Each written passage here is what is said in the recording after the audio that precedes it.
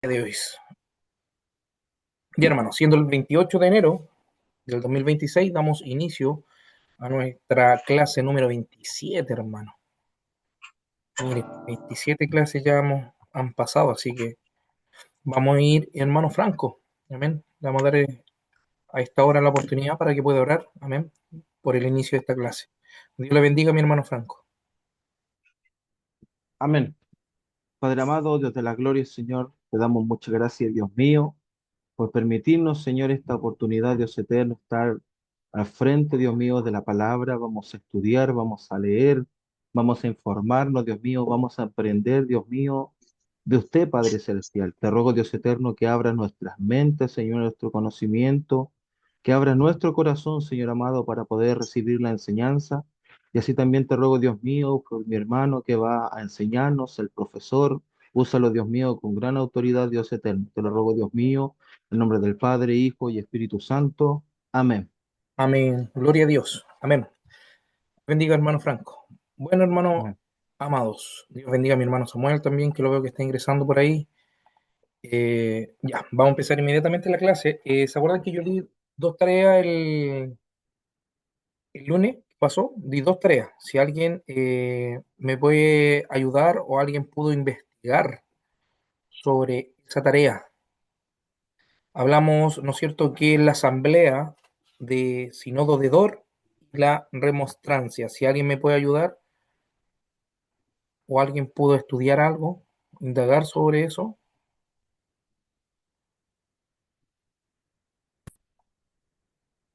Hermano Patricio, mi pastor.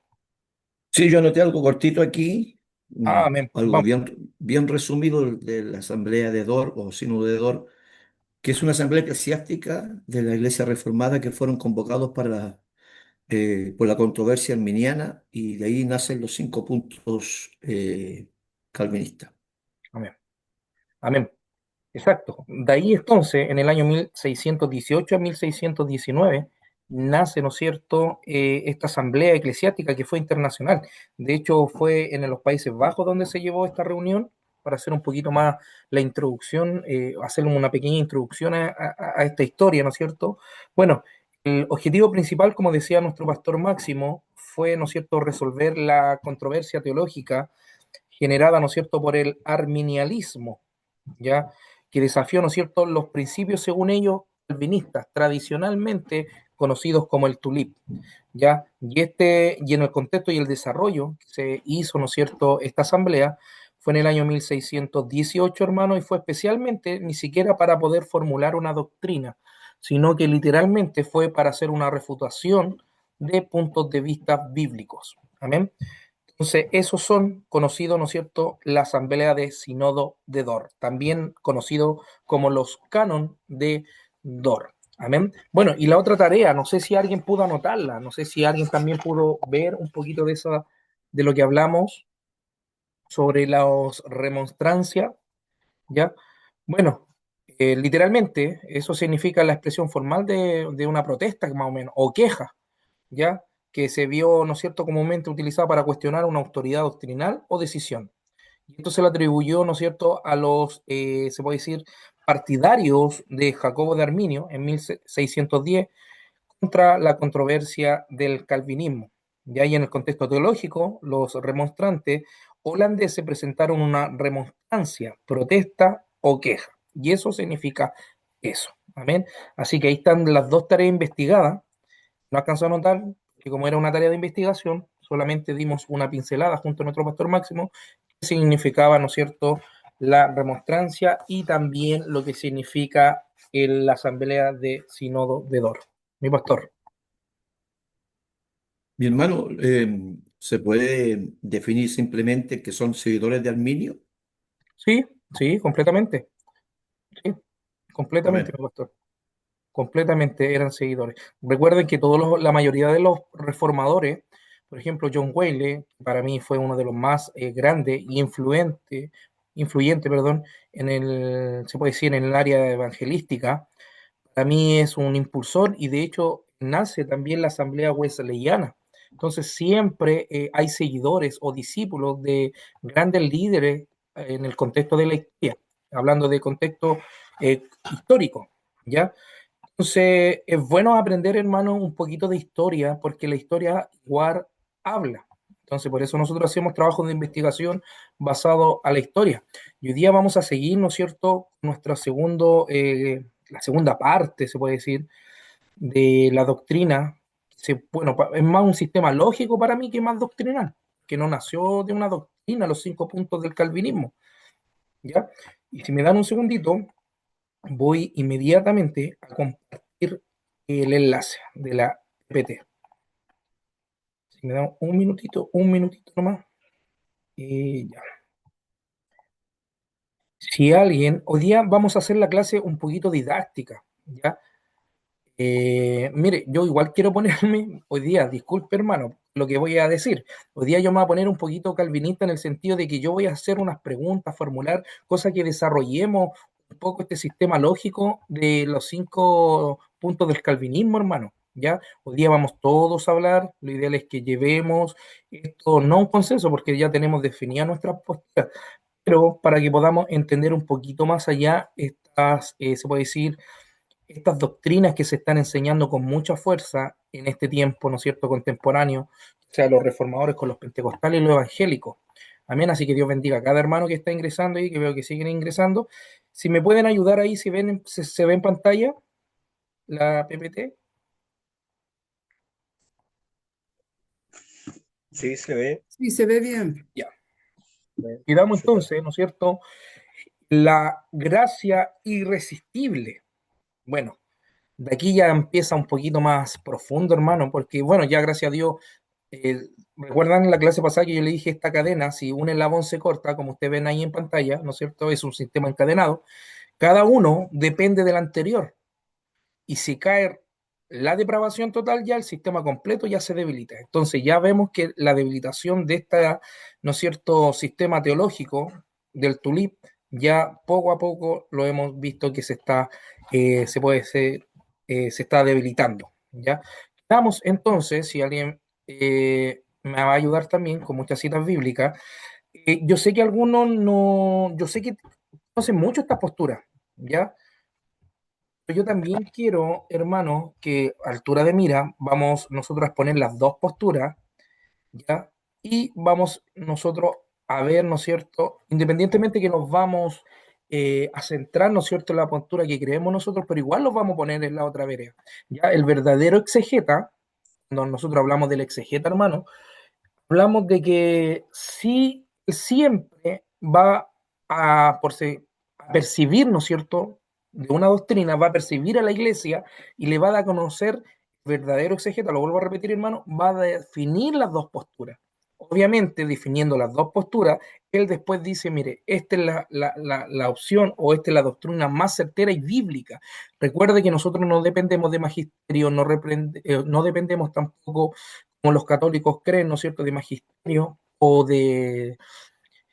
Ellos también, ¿cuál es la palabra? Que ellos también, en la historia, ellos creen por la infalibilidad papal, por la autoridad que tienen ellos también pueden sacar doctrina, ¿no es cierto?, que van, se puede decir, a la par con la Biblia. Ya, nosotros somos solamente, solo escritura, y es muy bueno eso, recargarlo, hermano, que nosotros no dependemos, ¿no es cierto?, ni los formulamos doctrinas, sino que creemos a las doctrinas que ya están implantadas en la Sagrada Escritura, ¿ya? Y quedamos en la gracia irresistible, ¿ya? Deme un segundito que me está hablando Pastor. Ya, deme un segundito. Ya, en la gracia irresistible, ¿ya?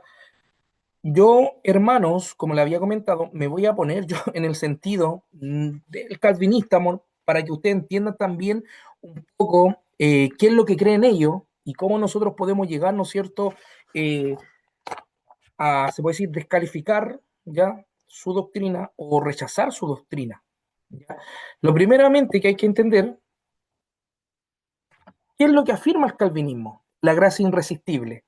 Está la gracia irresistible y la gracia resistible. A nosotros nos dicen que creemos en la gracia resistible y ellos son la gracia irresistible, ¿ya? Lo que afirma el calvinismo, cuando Dios llama eficazmente a un elegido, esa gracia no puede ser rechazada. El ser humano no coopera ni resiste, necesariamente creerá. Y esta doctrina quedó, ¿no es cierto?, formulada de manera sistemática la asamblea de Sínodo de Dort. Ahora, los otros, antes de pasar a una refutación, en lo que ellos, por ejemplo, los refutan a los que creen, ¿no es cierto? Como por ejemplo nosotros que creemos que si la salvación o si la gracia, ¿no es cierto?, podemos resistirla, o un hombre la puede resistir la gracia. Deme un segundito que acá que pasé a apretar. Ya, espérame, hermano, que está. Ya que ellos dicen que nosotros, ¿no es cierto?, creemos que la gracia es resistible. Bueno, la gracia eficaz, según ellos, eh, poniéndome en la postura de ellos, la gracia eficaz de Dios cumple su propósito. Entonces ellos afirman en Isaías 55:11 y Juan 6:37, y ellos dicen esto y formulan de esta y la siguiente forma esto: si Dios quiere salvar, su voluntad no puede ser frustrada por la decisión humana. ¿Ya? Inmediatamente ahí se pierde el libre albedrío. También ellos dicen que el nuevo nacimiento no depende de la voluntad humana. La escritura afirma, según ellos, que la salvación no nace de la voluntad del hombre, sino, ¿no es cierto?, es una gracia irresistible. ¿Por qué? Porque ellos dicen que no nace de la voluntad del hombre. Ese es el punto de ellos. También ellos tienen otro punto que dicen que el corazón caído no busca a Dios por sí mismo. El ser humano en su estado natural no busca a Dios. Y ellos afirman de Romanos capítulo 3, versículo 10 al 11 y también 1 Corintios capítulo 2 al 14. Y ahora yo me quiero detener en estos tres puntos que ellos bíblicamente los ponen con bíblicamente, hermano, pero lamentablemente yo no he visto hasta el día de hoy que me den tres versículos y los vamos a ir paso a paso, hermano. Si alguien me puede ayudar con Isaías 55:11, ya, mi pastor Máximo, mi pastor ahí también Jaime o cualquiera que me puedan ayudar también, Juan 6:37. Ellos dicen que la gracia eficaz de Dios cumple su propósito. Si Dios quiere salvar, su voluntad no puede ser frustrada o no puede, ¿no es cierto?, ser tomada por una decisión humana. Pero aquí vamos a ver completamente, como un verdadero exegeta lo haría, analizando el texto, analizando el versículo. Si alguien me puede leer Isaías 55:11. Mi hermano Cristóbal, también si usted me puede leer Juan 6:37. Leamos esos versículos. Isaías, capítulo 55, versículo 11. ¿Quién me ayuda con ese versículo? Leo, hermano Amén. Patricio, Isaías 55:11. Dice, así será mi palabra que sale de mi boca. No volverá a mí vacía, sino que hará lo que yo quiero y será prosperada en aquello para que la envíe. Ya. Esa palabra ellos lo asemejan y dicen que la voluntad de Dios no puede ser frustrada por la decisión humana. O sea, lo que Dios decreta se va a cumplir. Y esto siempre cae en la voluntad y en la soberanía de Dios. Obviamente nosotros nunca los vamos a poder ir en contra de las decisiones o la voluntad perfecta y agradable de Dios. Pero eso, claramente ellos dicen que el hombre no puede interceder, o sea, tampoco puede interceder en la gracia, por eso es irresistible. Pero claramente en el contexto que lo está hablando de la soberanía y ellos no pueden entender porque ellos tienen otro tipo de soberanía, entienden otro tipo de providencia de Dios. Ellos dicen, si la gracia puede ser resistida con éxito, entonces la voluntad humana prevalece sobre la divina. Entonces es un contexto fuera de contexto, porque el hombre nunca va a poder luchar con su hacedor y en eso estamos todos claros. Entonces, yo está en la pregunta que le hago a ustedes. Yo me voy a poner, hermano, en la vereda del calvinista y yo le hago esta pregunta y espero, yo a nadie exponer tampoco y si no, no contesta. Si la gracia puede ser resistida con éxito, entonces la voluntad humana prevalece sobre la divina. ¿Qué me puede decir usted de eso?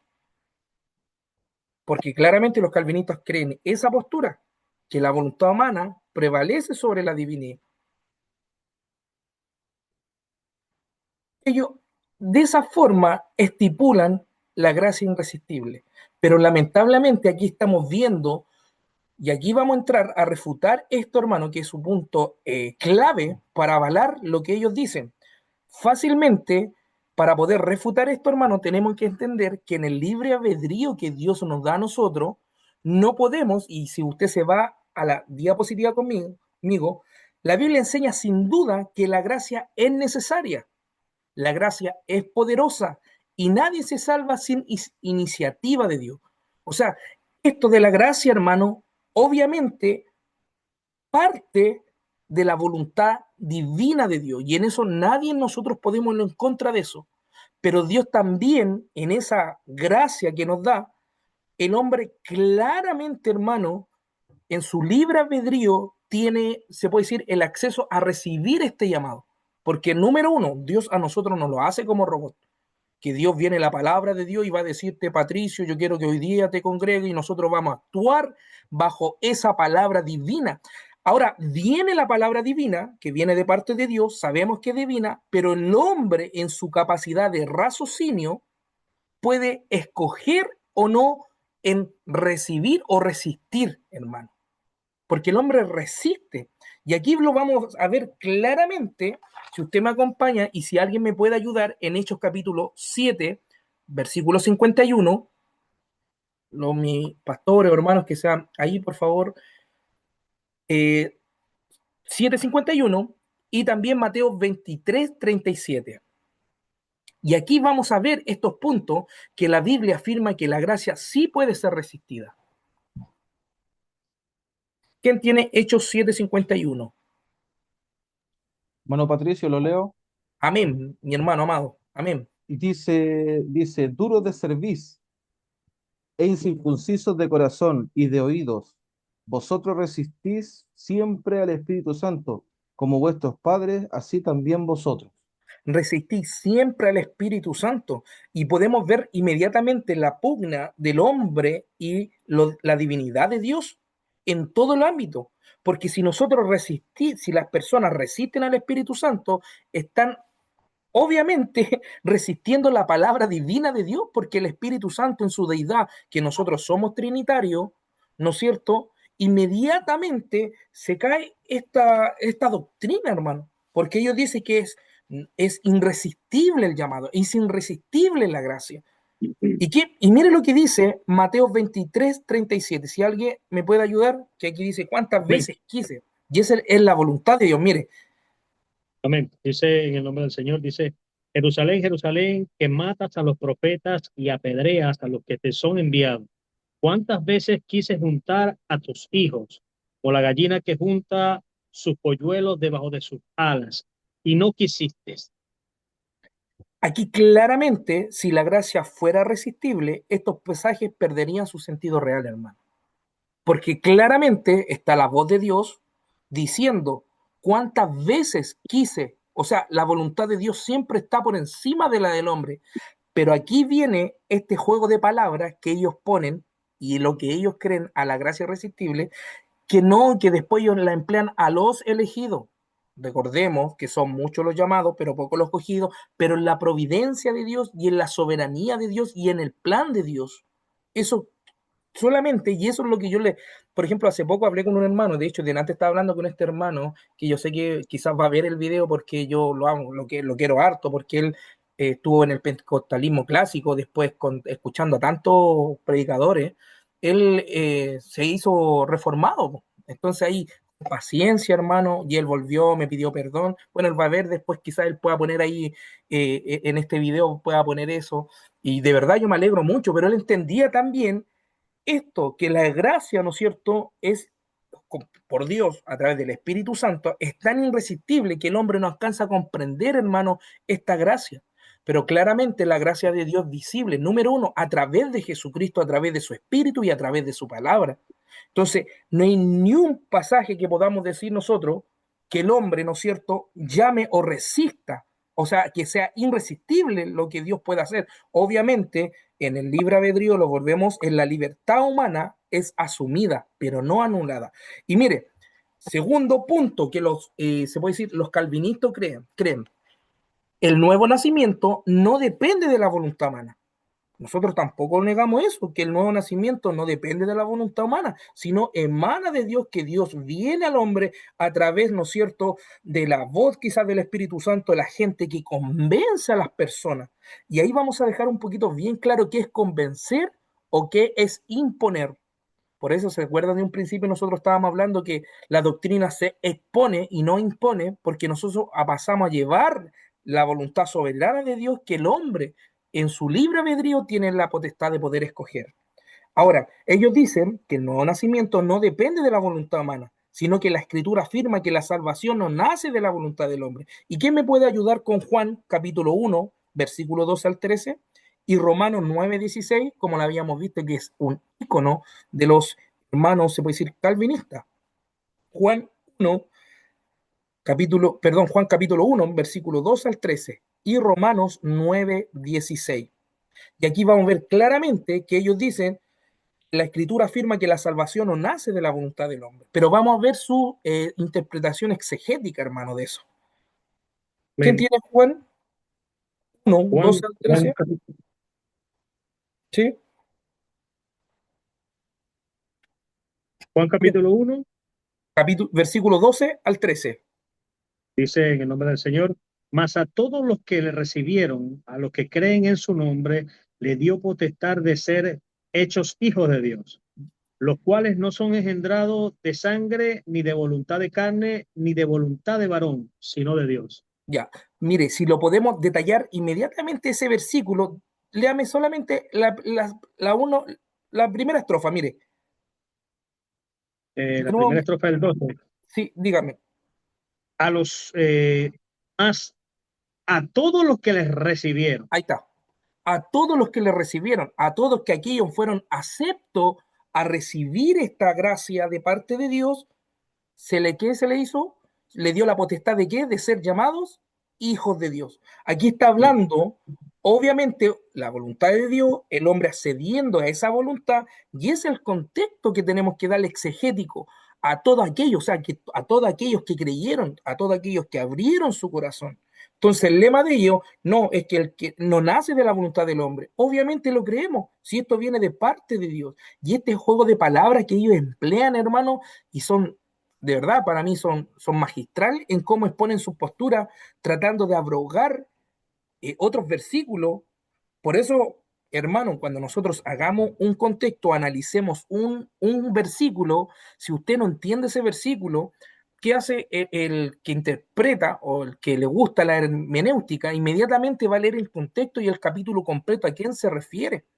Entonces, no podemos sacar, como ellos dicen, tomándose de dos versículos solamente para hacer una doctrina o creer a una doctrina. Mire, ¿qué dice Romanos 9:16? Si alguien me puede ayudar.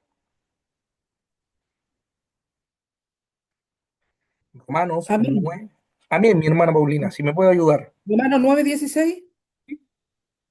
Así que no depende del que quiere ni del que corre, sino de Dios que tiene misericordia. Inmediatamente vemos la providencia de Dios, pero lo vemos en Dios. Lo vuelvo a decir, hermano, nosotros nunca vamos a encajar la voluntad soberana de Dios, perdón, en entender la voluntad soberana de Dios. Por eso a Jesucristo, y hay bueno, mi hermano hace poco, mi hermano Jorge Paredes, que está ahí, hizo un estudio súper bueno en ponerse en el lugar de Dios. Al hombre no se le está declarando en ningún momento en ponerse ¿no es cierto?, en la postura de Dios. Y el único ser, hermano, que conocemos en la Escritura que quiso ser semejante a Dios fue dos veces, en la Torre de Babel y el lucero, ¿no es cierto?, y el diablo cuando quiso ser semejante a Dios. Y al ser semejante a Dios, estamos comprendiendo y creyendo, ¿no es cierto?, que nosotros tenemos también esa voluntad divina, hermano. Entonces, no podemos, hermano, nosotros ponerlo en el lugar de Dios. Todo está en Dios, no en el hombre. Lo vuelvo a repetir, la libertad humana es asumida, no anulada. Por eso me gusta lo que dice Osea, y aquí vamos a refutar eso, del nacimiento y la voluntad humana, sino que vamos a ver que la libertad humana es asumida y no anulada. Si alguien tiene Oseas capítulo 11:4 y Apocalipsis 3:20, que para mí, porque aquí le está hablando a la iglesia. También decimos una pincelada para aquellos que creen que la iglesia nace, ¿no es cierto?, en el año 1600 con la reforma, están completamente equivocados porque Jesucristo le habló a la iglesia constituida. En Oseas capítulo 11:4 y Apocalipsis 3:20. Y aquí vemos claramente la libertad humana que es asumida y no anulada. Dios llama, persuade y atrae, pero no fuerza la respuesta. El amor auténtico, y esto es bueno que lo anotemos, el amor auténtico requiere libertad. Oseas 11:4. ¿Quién lo tiene? Amén. Dice, con cuerdas humanas los atraje, con cuerda de amor, y fui para ellos como los que alzan el yugo de sobre su cerviz, y puse delante de ellos la comida. Bendito sea Dios. El amor auténtico requiere libertad. Entonces, Dios en ni un momento va a forjar, hermano amado, ¿no es cierto?, a que el hombre pueda tomar una decisión. Obviamente, cuando el hombre recibe el llamado, atiende al llamado de Dios, inmediatamente el hombre va, ¿no es cierto?, a través del Espíritu, que es guiado. Por eso tenemos que ser guiados por el Espíritu, para que el Espíritu nos revele cuál es el propósito de Dios, ¿no es cierto?, qué es lo que quiere hacer Dios y nosotros poder acatar, ¿no es cierto?, y ser obediente. Por eso esa palabra obediente me gusta, mi hermano. ¿Por qué? Porque ahí se emplea, ¿no es cierto? Y asumimos que Dios está dando un mandato y nosotros estamos obedeciendo a lo que Dios quiere. Y mire lo que dice Apocalipsis 3:20, que me gusta mucho. ¿Quién tiene Apocalipsis 3:20? Amén. Dice, he aquí, yo estoy a la puerta y llamo, y si Wow. alguno oye mi voz y abre la puerta, entraré a él, cenaré con él y estaré, y él conmigo. Claramente. Mi hermano Samuel, una pregunta por lógica. Jesucristo ahí, ¿a quién le está hablando? ¿A los gentiles o a la iglesia o a aquellos que apostataron? Perdón, a aquellos que, por ejemplo, todavía no han recibido la gracia. ¿A quién se está dirigiendo Jesús en este pasaje, en Apocalipsis 3:20? Bueno, él está claramente dirigiéndose a una iglesia, Exacto. la iglesia, a la iglesia de la Odisea, si no. De la Odisea, exacto. Le dice claramente, he aquí yo estoy a la puerta y llamo. ¿A quién está llamando? A los creyentes. No podemos, no hay otra lógica y no podemos buscar, si nos vamos a fondo, inmediatamente el título nos da la exégesis de esta carta, o sea, de esta profecía, que es a la iglesia, es un mensaje a la Odisea. Yo llamo, y si alguno oye mi voz y abre la puerta, entraré a él, cenaré con él y él conmigo. Claramente, hermano, vemos, ¿no es cierto?, que Dios llama, persuade y atrae y no esfuerza la respuesta. Entonces inmediatamente podemos refutar la gracia irresistible. También una gracia irresistible convierte la relación con Dios en coacción y no en comunión, porque eso es lo que quiere Dios, comunión.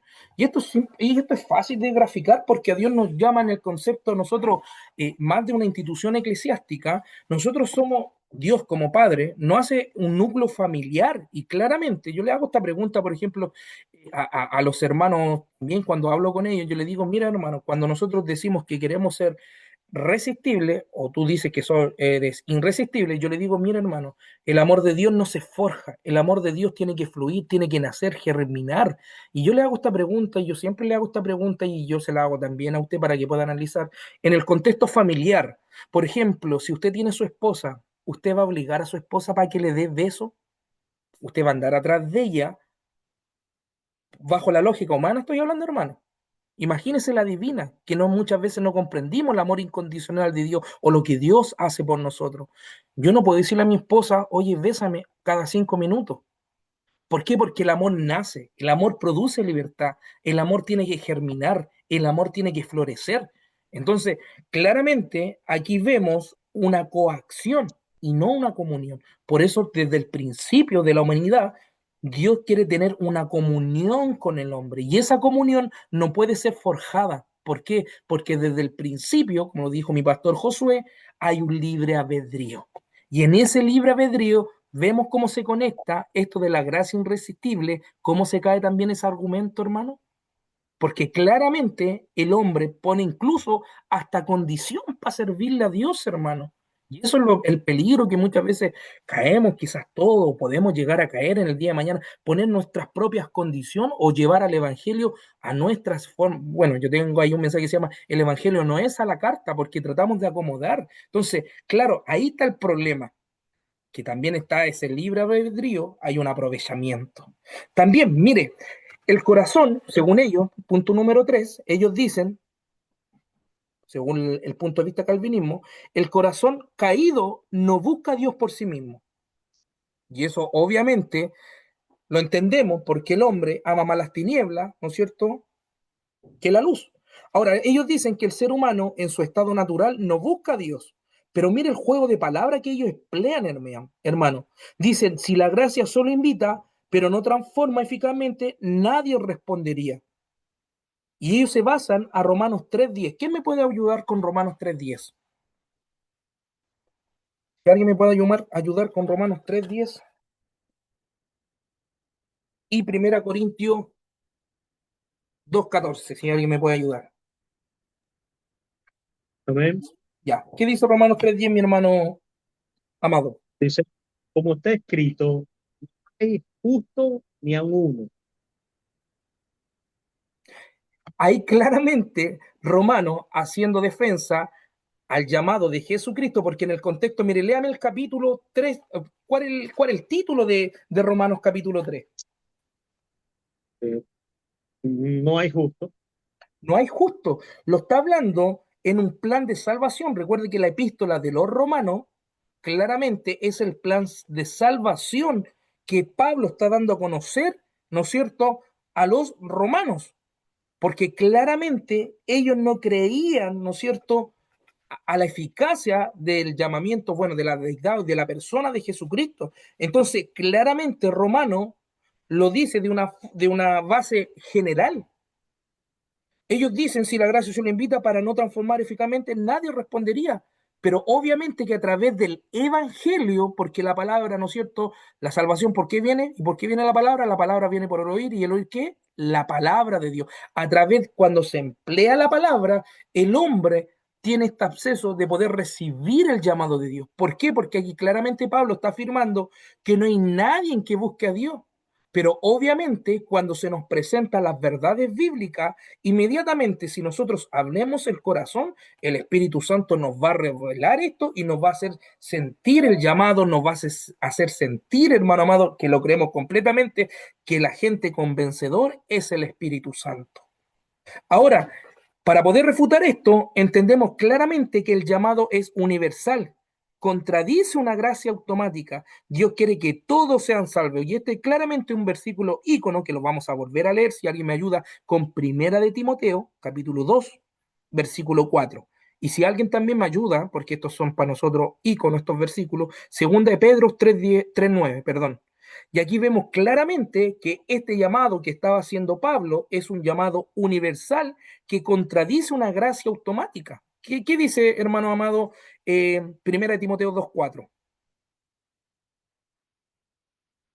Y vamos a ver cómo esto está encadenado, nosotros lo estamos refutando, porque este sistema del Tule es una cadena, y a través de esa misma cadena nosotros vamos rompiendo eslabones. Mire, si se da cuenta, mi hermano, Primera de Timoteo 2:4. Dice en el nombre del Señor, el cual quiere que todos los hombres sean salvos y vengan al conocimiento de la verdad. Sí, claramente, en la condición que está la humanidad, que nadie busca a Dios, vemos claramente aquí que Dios hace el llamado. Y la voluntad divina, recuerde que es la voluntad divina, que todos sean salvos. ¿Y qué dice 2 Pedro 3:9? Si alguien me puede ayudar con ese versículo, que también me gusta lo que dice el apóstol Pedro, hermano. ¿Lo puedo leer también? Sí, amén. También, 1 Pedro 3:10. Dice, porque el que quiere amar la vida y ver días buenos, es ese, 3:10. No, 3:9. Ah, 1 Pedro 3:9. Dice, no devolviendo mal por mal, ni maldición por maldición, sino por lo contrario, bendiciendo, sabiendo que fuiste llamado para que Segunda de heredéis. Pedro 3:9. Segunda de Pedro 3:9, hermano, sí. Disculpe. Segunda de Pedro 3:9. Exacto, hermano. Dice, el Señor no retarda su promesa, según algunos la tienen por tardanza, sino que es paciente para con nosotros, no queriendo que ninguno perezca, sino que todos procedan al Procedan al arrepentimiento. arrepentimiento. O sea, vemos claramente un llamado universal, hermano. Ahora, hay advertencias reales, y aquí es donde nosotros ya caímos y rompemos el labón, hermano, de la gracia irresistible que ellos dicen. La escritura, y estos son los versículos que inmediatamente los voy a dar, Gálatas 5:4, si alguien me puede ayudar con eso, Gálatas 5:4, Hebreo 10:29 y Primera Tesalonicenses 5:19. 3 versículos. La Escritura advierte contra rechazar, apagar o apartarse. Y vemos claramente que aquí hay el hombre resistiéndose. ¿Y qué dice en Gálatas 5:4? Si alguien me puede ayudar. Gálatas 5:4, hermano Patricio. Amén, mi pastor. Dice, de Cristo os desligasteis, los que por la ley os justificáis, de la gracia habéis caído. ¿Cómo podemos explicar eso? No se puede explicar, hermano, porque claramente Pablo lo dice, has caído de la gracia. Inmediatamente se cae este eslabón diciendo que la gracia es irresistible, cuando el mismo apóstol Pablo, cuando vemos aquí hablando en una iglesia ya formulada, ya constituida, ya completamente autónoma, las iglesias de Galacias estaban completamente viviendo la libertad en Cristo y de un momento a otro se apartaron y apostataron del verdadero evangelio. Esa es la exégesis. Y podemos ver claramente cómo Pablo lo dice, que se apartaron. ¿Cómo podemos hacer? Yo eso le digo ahora a un amigo calvinista, si llega a escuchar ¿cómo hacemos con ese versículo? Pablo explícitamente no está encubierto, sino que explícitamente lo dice. Ahora, ¿qué dice Hebreo 10:29? Si alguien me puede ayudar, hermanos amados, con Hebreo 10:29.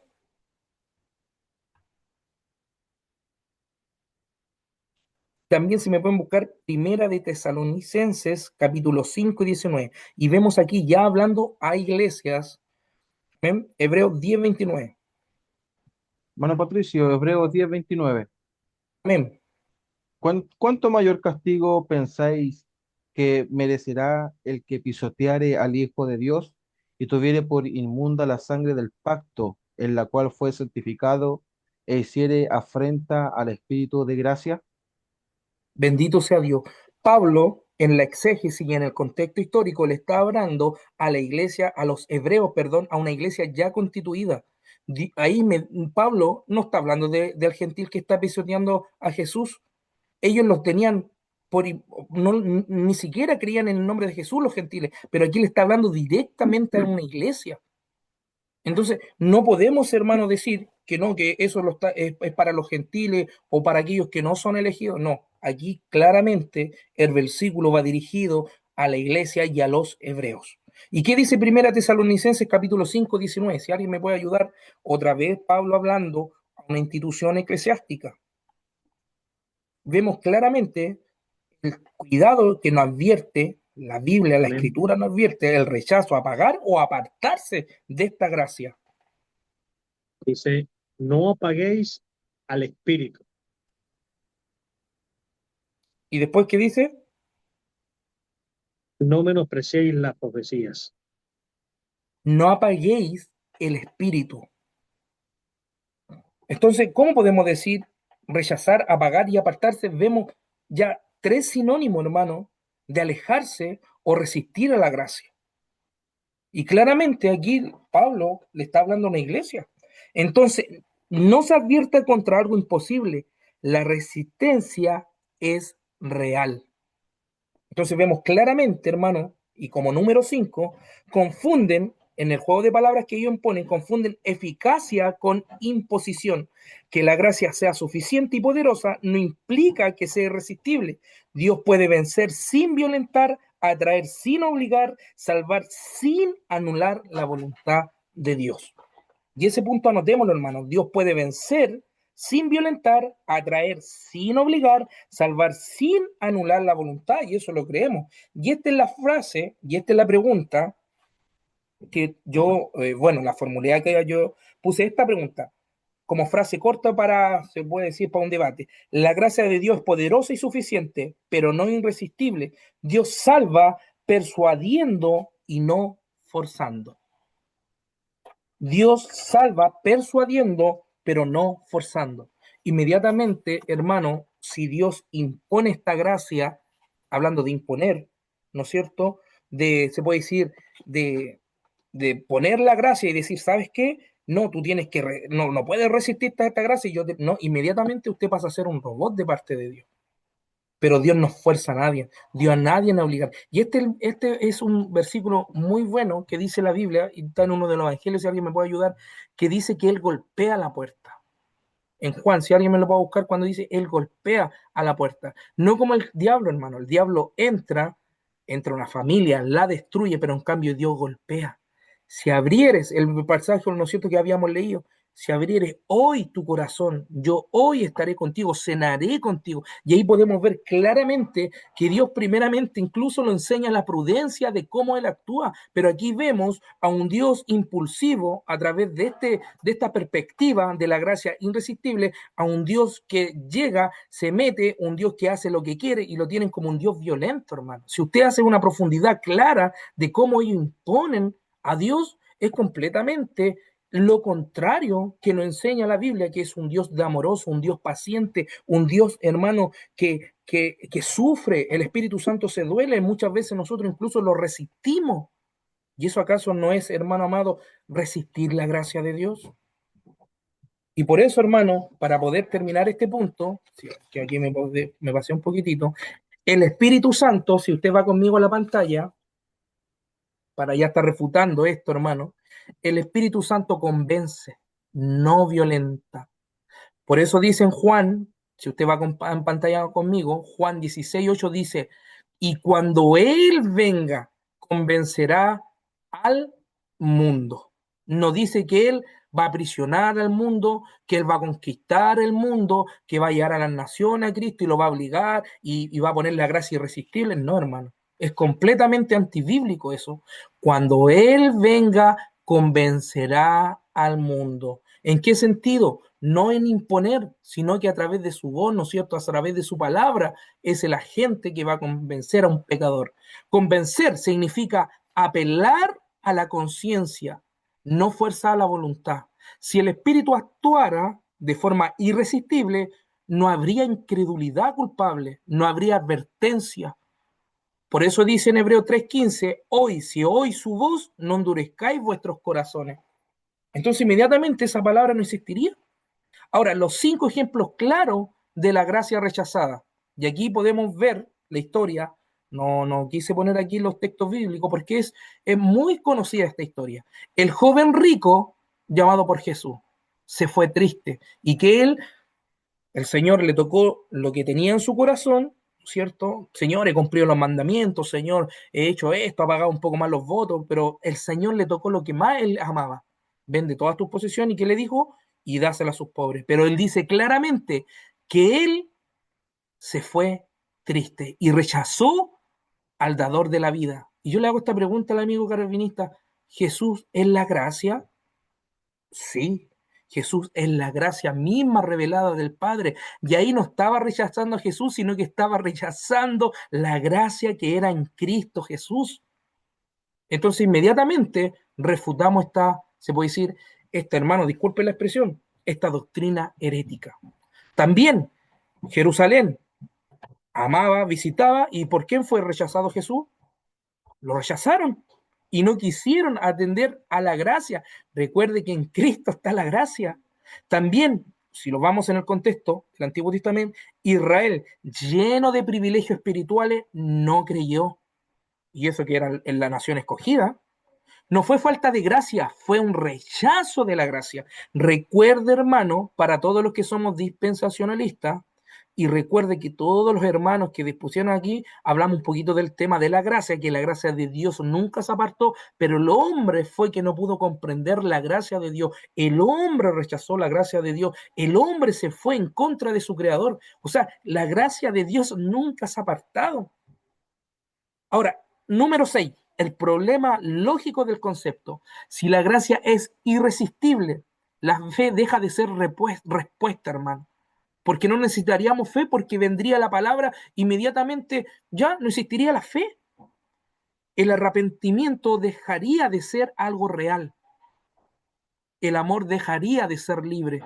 Y yo le hago esta pregunta a todos o a cualquier hermano que me pueda responder. ¿El amor de Dios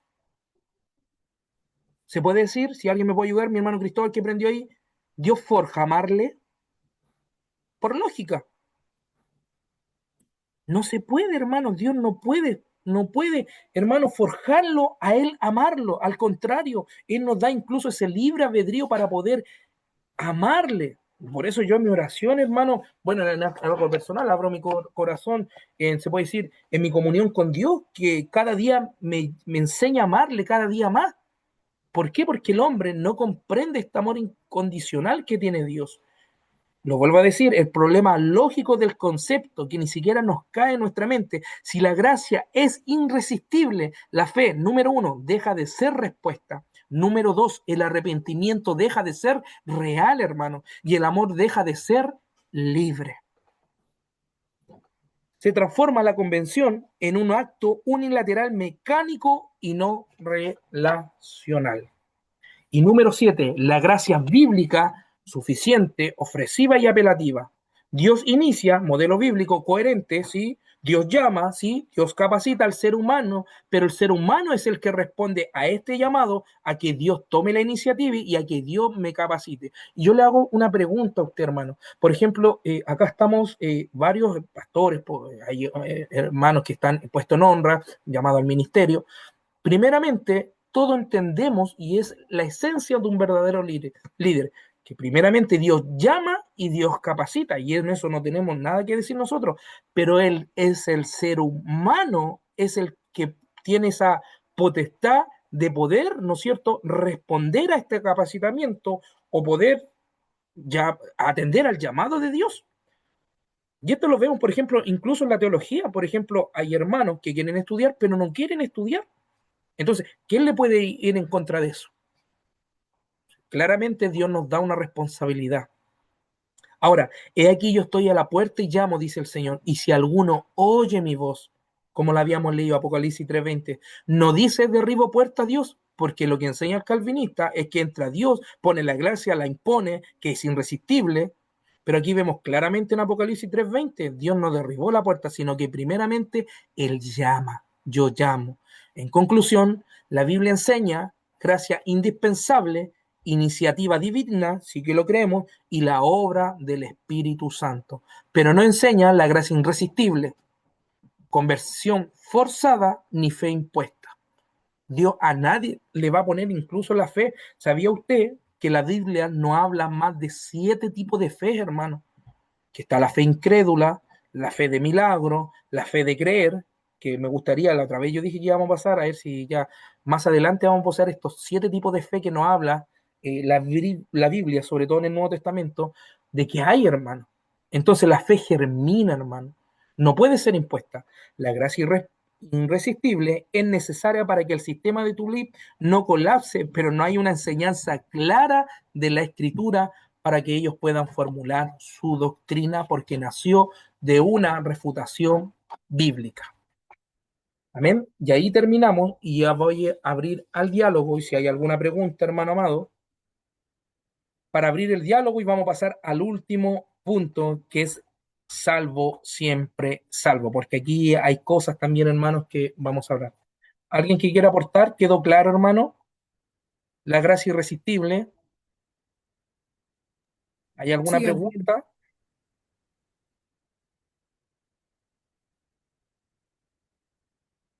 ¿Todo bien?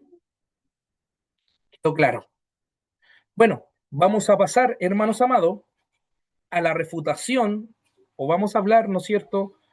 Me voy a poner en el lugar, obviamente, del amigo calvinista para poder entender, no para poder entender, yo entiendo su doctrina, sino para que ustedes también puedan entender lo que ella enseña. Por ejemplo, lo que afirma el calvinismo, una vez salvo, siempre salvo, ¿ya?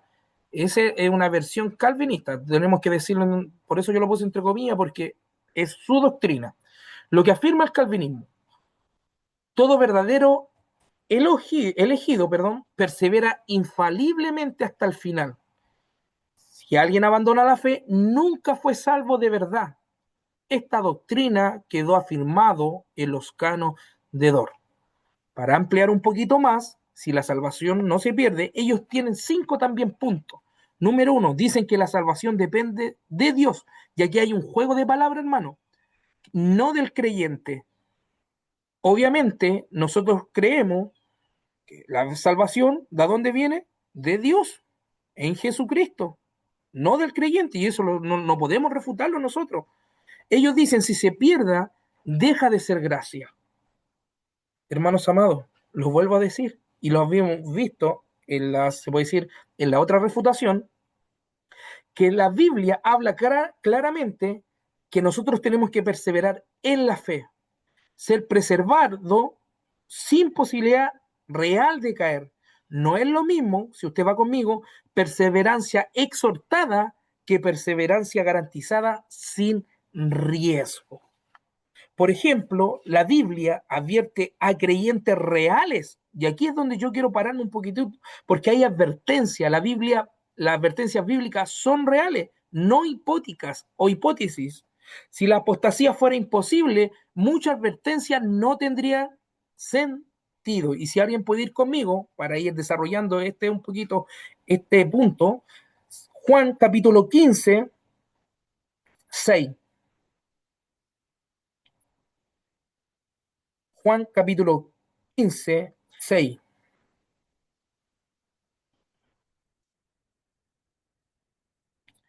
Si alguien me puede ayudar con Hebreos 3, 12 y 1 Corintios 10, 12. Lo vuelvo a repetir, si alguien tiene Juan 15, 6, Hebreos Amén. 3, 12 y 1 Corintios 10, 12. ¿Qué dice, hermano amado, Hebreos 3, 12? Perdón, Juan.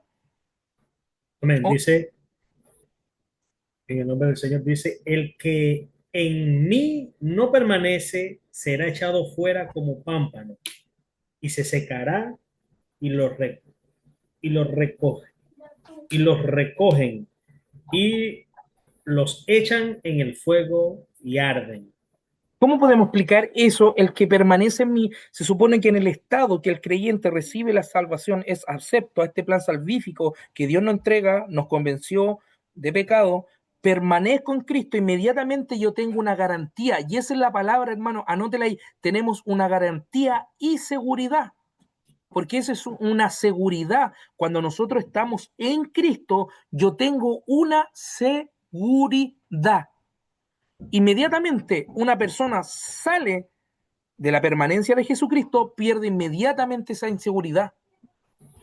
Y bajo la lógica y bajo la fe, perdón, y el raciocinio de la mente, y si lo analizamos a la luz de la escritura, no hay ni un sistema exegético más que hacerle a eso. El que permanece en mí, obviamente, se da cuenta cómo emplean ellos esta palabra, obviamente creemos que el que persevera va a ser salvo.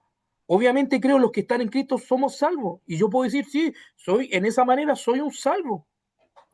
Pero ellos dicen que aunque yo no esté bajo esa permanencia en Cristo, yo soy salvo. Y esa es una herejía, hermano. Porque no hay ni una protección divina para aquellos, incluso en el Antiguo Testamento, ni en el Nuevo Testamento, de todos aquellos que le dieron vuelta a la espalda, tuvieron un buen final. Al contrario, todos los que se apartaron, todos los que no perseveraron, hermano, murieron, perecieron, incluso en el intento, hermano. Por eso ellos dicen la perseverancia de los santos. Ahora, mire lo que dice, y aquí vamos a entrar, las advertencias no son hipotéticas, sino simbólicas. Mire lo que dice Hebreo 3:12, si alguien me lo puede ayudar. Amén. Mi hermana Pabla, Mirad, mirad, hermanos, que no haya en ninguno de vosotros corazón malos de incredulidad para apartarse del Dios vivo. no haya ninguno de vosotros corazón malo de De incredulidad. incredulidad. Le puede decirle el sinónimo y el antónimo de incredulidad, ¿sabe lo que es? Apartarse de la verdadera fe. Apartarse, apostatar. Entonces, ¿cómo le explicamos esto? ¿Cómo explico yo esto? ¿Qué hago? ¿Le saco la hoja? Disculpe la expresión, lo que dije la otra vez. No podemos arrancarle la hoja a la Biblia. Y mire lo que dice 1 Corintios 10, 12. ¿Qué Pablo emplea estas palabras? ¿Cuál es el contexto? Si alguien me puede ayudar con 1 Corintios capítulo 10, 12.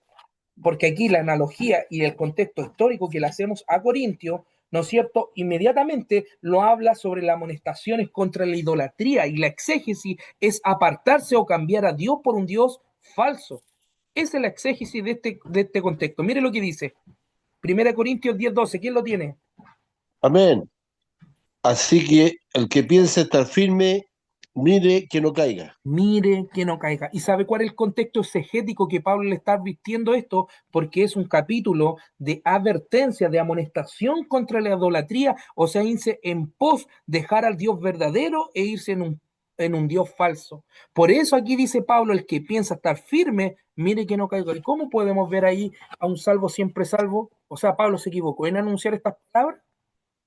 Claramente el apóstol Pablo en su exégesis está diciendo, cuidado, cuidado, les dice, el que piensa estar firme, mire que no caiga, porque había el sistema que lo estaba gobernando, y todos conocemos el contexto cultural de Corintio, que era una, ¿no es cierto?, una ciudad de Asia Menor, la segunda mayor, que era como tipo puerto, donde era como una ciudad súper desarrollada, y vemos cómo el espíritu de lujuria, cómo el espíritu de otros dioses, o sea, contra eso estaban ellos. Y le estaba hablando Pablo aquí a una iglesia, no le estaba hablando ni siquiera a los del mundo. Pablo le está diciendo a la iglesia, pero mira, tengan cuidado, el que piensa estar firme, mire que no caiga. ¿Cuál es la exégesis de ese pasaje? Lo acabamos de decir. No se advierte a quién no se puede caer, hermano. No podemos decir que una vez salvo, siempre salvo. Ni siquiera esta palabra Pablo tenía que haberla dicho, porque nos advierte a quién no puede caer. Si ellos dicen que son salvos o son la perseverancia de los santos, Pablo se equivocó, dijo estas palabras de más. Entonces vamos, hermano, arranquemos la hoja de la Biblia. No se puede. Número dos, ¿se puede caer de la gracia? La escritura lo dice explícitamente. ¿Quién me puede ayudar con Gálatas 5:4? Porque esto va conectado a esto. Y lo leímos, pero lo vuelvo a decir, leamos Gálatas 5:4, porque el contexto que lo habla Pablo aquí a la iglesia de Galacia, hermano, lo está hablando en un contexto de salvífico del Evangelio. Amén, hermano Patricio. ¿Qué dice? Gálatas 5:4. De Cristo os desligasteis, los que por la ley os justificasteis, de la gracia habéis caído. De la gracia. Yo le hago esta pregunta, ¿se puede caer de algo que nunca se tuvo? Yo hago esa pregunta, hermanos. No se puede caer de algo que nunca se tuvo.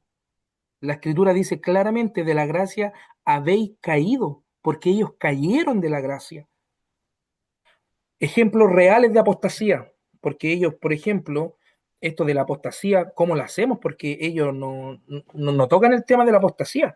Por ejemplo, ejemplos reales de la apostasía, Hebreos 6:4-6. ¿Quién tiene Hebreos 6:4-6? Segunda de Pedro 2:20-21. Si alguien tiene Hebreos 6:4-6, amén, mi hermano amado. Dice el capítulo 6 verso 4 dice, porque es imposible que los que una vez fueron iluminados y gustaron del don celestial y fueron hechos partícipes del Espíritu Santo y asimismo gustaron de la buena palabra de Dios Adiós. y los poderes del siglo venidero y recayeron, sean otra vez renovados para arrepentimiento, Bendito sea crucificando de Dios. nuevo para sí mismo al Hijo de Dios y exponiéndole a vituperio. Aquí la pregunta, hermano, si me puede responder a usted, ¿le está hablando a convertido o a falsos convertidos? Le está hablando a convertidos que cayeron. Le está hablando, esta es una carta que le está hablando a gente convertida. Si lo puede leer, mire, y analicemos el punto, hermano. Mire, si lo puede leer de nuevo, hermano Cristóbal. Sí, Aquí no le está hablando a falsos convertidos. No, hermano, mire lo que está diciendo. Léalo de nuevo. porque es imposible que los que una vez fueron iluminados y Por ahí, gustaron del don celestial los que un día fueron iluminados, o sea, los que recibieron, los que fueron aceptos. Mire, incluso, mire lo que dice más adelante. y fueron hechos partícipes del Pare, Espíritu pare, Santo, y fueron hechos partícipes. ¿De quién? del ¿De Espíritu quién? Santo, Del Espíritu Santo. Más adelante, siga. y asimismo gustaron de la palabra de Pare, Dios. gustaron de la palabra de Dios. Se da cuenta que aquí no está hablando de cualquier persona, sino está hablando de creyente, porque lo dice, está hablando ahí de personas, no está hablando de animalitos, está hablando directamente de personas que gustaron. Siga más adelante, hermano. eh, y los poderes del siglo venidero, y recayeron, sean otra vez renovados para arrepentimiento, Claramente, crucificando. pare un poquito. sean renovados. ¿Cómo podemos explicar, cómo ellos nos pueden explicar eso de la perseverancia de los santos si vemos claramente el debilitamiento y el caimiento de una persona? Vemos la apostasía activa en ese versículo bíblico.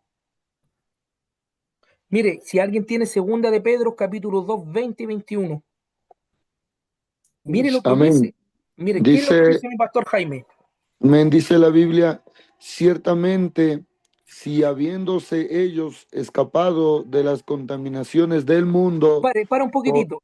Había gente que había escapado de la contaminación del mundo, o sea, antiguamente, ya siga, dice, por el conocimiento del Señor y Salvador Jesucristo, enredándose otra vez en ellas son vencidos, su postrer estado viene a ser peor que el primero, porque mejor les hubiera sido no haber no, conocido el camino de la justicia que después y, de vo- haberlo conocido, y, volverse vo- atrás del santo mandamiento que les fue dado. y volverse atrás. ¿Cómo explicamos eso en una persona? ¿Cómo explicamos la perseverancia ahí? Si claramente el apóstol Pedro, hablando en una carta pastoral general para la institución, nos advierte, ¿no es cierto?, que un día estuvieron y se apartaron, es mejor no haber conocido al Señor que haberse, ¿no es cierto?, volvido atrás. El lenguaje describe creyente auténtico, no meros falsos convertidos. Claramente la exégesis, el lenguaje describe creyentes que eran auténticos y no meros falsos convertidos como quieren presentarnos esta postura calvinista. La salvación es una relación, no un contrato automático. Jesús habla de permanecer. Por eso dice en Juan 15:6, si permanecéis en mí. Y aquí hablamos claramente de una salvación y una relación, no de un contrato, hermano. Dice, si permanecéis en mí. Esto implica posibilidad real de no permanecer. Por algo el Señor lo está diciendo, el que permanece en mí. Entonces también hay otra posibilidad real de no permanecer en él. ¿Y sabe cuál es el mejor ejemplo? Del rico? No quiso permanecer, no quiso seguir, rechazó la gracia. Y vemos claramente cómo otra vez el eslabón los tira para atrás. Número 5. La perseverancia es condición, no garantía incondicional. Si alguien me puede ayudar, en Mateo 24:13, hablándole de Jesús, ¿no es cierto? Sus discípulos se le acercaron al maestro y dijeron, Rabbi, aquí, porque en ese contexto, estamos hablando de un contexto de los discípulos. Mire lo que dice Mateo 24:13, si alguien me puede ayudar. Amén. Mi hermana Paula, ¿qué dice? Mas el que persevere hasta el fin, éste será salvo. ¿Cómo podemos explicar eso? El que persevere hasta el fin, ese será salvo. O sea que alguien puede dejar de permanecer, sí. Sí. Amén. Claramente hay apostasía, sí. La perseverancia es necesaria, no automática, porque ellos creen eso, que la perseverancia es automática, pero en cambio nosotros que la perseverancia es necesaria hasta el fin. Y como número 6, para poder ya refutar esto, hermano, porque de verdad para mí son doctrinas heréticas, por eso mismo vemos gente en la condición que vive, soteando la sangre, y ese es el lema que me gusta. Hay de aquellos que tengan por inmundicia la sangre de Cristo, y la mayoría de los que creen esto, hermano, piensan que Dios va a recibir cualquier basura allá arriba, cuando Dios nos pide vivir una vida apartada, santificada. Por eso, si usted va al monte de los sermones, perdón, ¿no es cierto?, a la predicación del monte, ¿no es cierto?, vemos claramente las señales, las cualidades, las características de un corazón de un hombre, como Dios lo quiere, humilde, sencillo. Y si yo veo que un hombre aceptó a Cristo y tiene un corazón y que le da lo mismo amar al prójimo, ¿usted cree que va a ser salvo? Dios no es basurero, hermano. De esas cosas nosotros, hermano, inmediatamente por la lógica y racionalismo, ya pongámosla así, dejemos la fe un poquito de lado. La misma razón nos da a entender eso, hermano. Mire lo que dice el como número 6 para ya poder apelar a todo esto. Dice, si se apartaron, nunca fueron salvos, no es bíblico. Ese argumento ignora texto número 1, números, textos claros, vacía de sentido de la advertencia. Entonces, si nosotros, ¿para qué Dios va a advertir a la iglesia? ¿Por qué Dios advirtió a la iglesia de Apocalipsis? Si ellos iban a ser salvos. convierte la seguridad cristiana en una presunción. Y es el peligro, hermano. Porque en vez de crear, ¿no es cierto?, una seguridad en Cristo, ellos saben lo que están creyendo, una presunción. Y es el peligro, porque Dios nos llama a estar seguro en Cristo. Y esa seguridad, hermano mío, nosotros nunca podemos dejar de perder esa seguridad que Dios nos da, hermano. Lo vuelvo a decir. Si alguien me pregunta a mí, hermano Patricio, o algún pastor, yo, o cualquier hermano que está aquí, sin cuestionar su fe o sin cuestionar su salvación, pero si yo le hago una pregunta a un hermano y me dice, sí, yo me muero ahora, soy salvo, obviamente él lo cree, no tan solo porque la fe, porque ellos ponen primeramente otras cosas y después la fe, pero nosotros vivimos por fe independiente, que quizás cometamos un error, un pecado, ese mismo agente que nos convenció para poder recibir la salvación, nos va a llevar a la humillación, a pedir perdón y a apartarnos del pecado para poder recibir esa gracia soberana y no tener la sangre de Cristo por inmunda. Frase para los amigos. La Biblia enseña seguridad en Cristo, no salvación incondicional y sin perseverancia. La Biblia enseña seguridad en Cristo, lo vuelvo a repetir, no salvación incondicional sin perseverancia. Y eso, hermano amado, para estar terminando, que hay muchos versículos también, hermano amado, como conclusión del tulip, al recorrer los 5 puntos, vemos que la T exagera la corrupción hasta negar la respuesta. Saquen un pantallazo, bueno, yo lo voy a enviar. ¿No es cierto? La U, que es la elección, ¿no es cierto?, incondicional, convierte la elección en decreto arbitrario. En la L, ¿no es cierto?, la cruz limita la cruz y no la incredulidad. En la, ¿no es cierto?, la que vimos, en la gracia irresistible, transforma la gracia en imposición. Y número último que vimos, neutraliza la advertencia bíblica, hermano. Cuando nosotros hablamos, ¿no es cierto?, de la perseverancia o los salvos siempre salvos, neutralizamos la advertencia bíblica. Ahora, el tulip es un sistema lógico, ni tan coherente, pero es un sistema bíblico completo. Ya esto le podemos, no, pero no es, perdón, lo vuelvo a repetir, el tulip no es un sistema lógico ni tan coherente, pero no un sistema bíblico completo. A esto le podemos llamar completamente herejías. Conclusión apologética. El tulip no es el evangelio, escuche bien acá, ni su resumen inspirado, sino un sistema teológico histórico construido para responder a una controversia concreta. Su fuerza principal es la coherencia lógica interna de lo que ellos creían, pero su debilidad es que no refleja plenamente el conjunto de testimonios bíblicos. La apologética cristiana no defiende sistemas cerrados, sino las verdades reveladas en Cristo y en la Escritura. Presentan una salvación que mantiene tensión real, soberanía divina, sin convertir a Dios en un autor del mal, porque ellos así lo presentan. Gracia absoluta, sin anular la responsabilidad humana. Nosotros siempre creemos que la gracia es absoluta, sí lo creemos, pero en el juego de palabras que ellos emplean, anulan la responsabilidad humana. También elección en Cristo sin decretos arbitrarios individuales, cruz suficiente para todos, aplicada por la fe. Y el punto apologético central, la Biblia no fue escrita para sostener un sistema lógico, porque de aquí nació el tulip, de un sistema lógico, sino para revelar a un Dios que llama, ama, salva y juzga con justo juicio. Un sistema, ¿no es cierto?, que limita el alcance del amor redentor, convierte la fe en efecto y aplica a toda objeción diciendo nunca fue salvo. Llamado final, la predicación apostólica nunca fue si eres elegido, eras. Y eso es una blasfemia al creerlo así.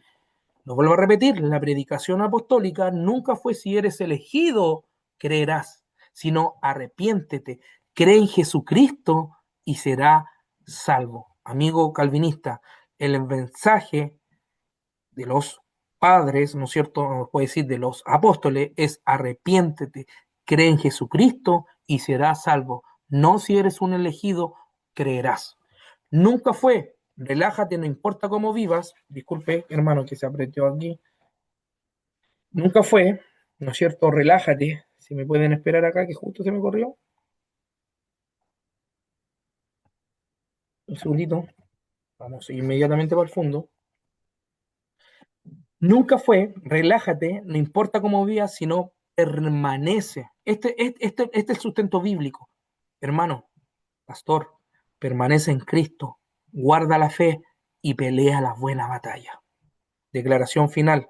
Defendemos la gracia sin negarle al ser humano la responsabilidad de responder a este llamado tan grande que Dios nos da. Defender la soberanía de Dios sin convertir en determinismo.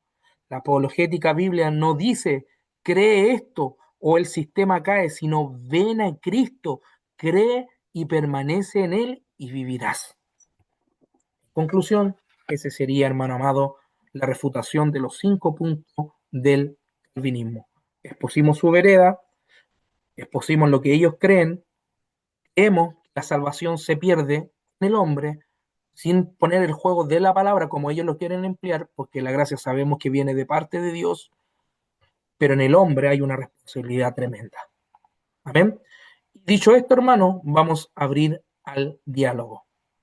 Mi hermano Samuel, mi hermano Franco, que lo veo ahí de los primeritos, algo que aportar, alguna cita bíblica. Mi hermano Patricio, Dios le bendiga.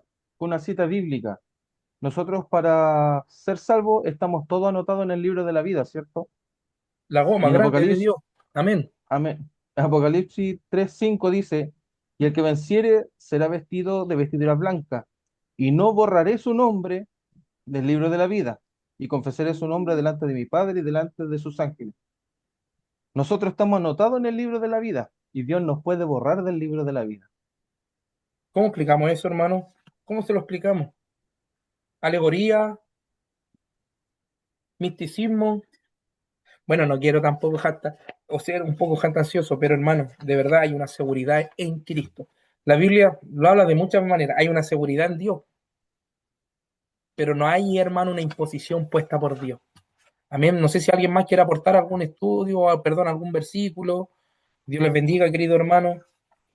Yo entiendo los puntos muy claros del calvinismo, hermano. Yo lo entiendo muy claro y lo que ellos enseñan. ¿Con quién? Sí. Mi pastor Francisco, me parece. Mi pastor, le escucho.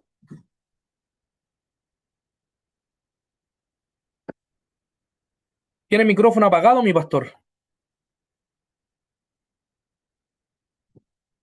Mi pastor Francisco, ¿tiene el micrófono apagado, siervo? Bueno, ¿alguien más que quiera aportar? Mi pastor Josué, mi hermano Samuel, ¿algo?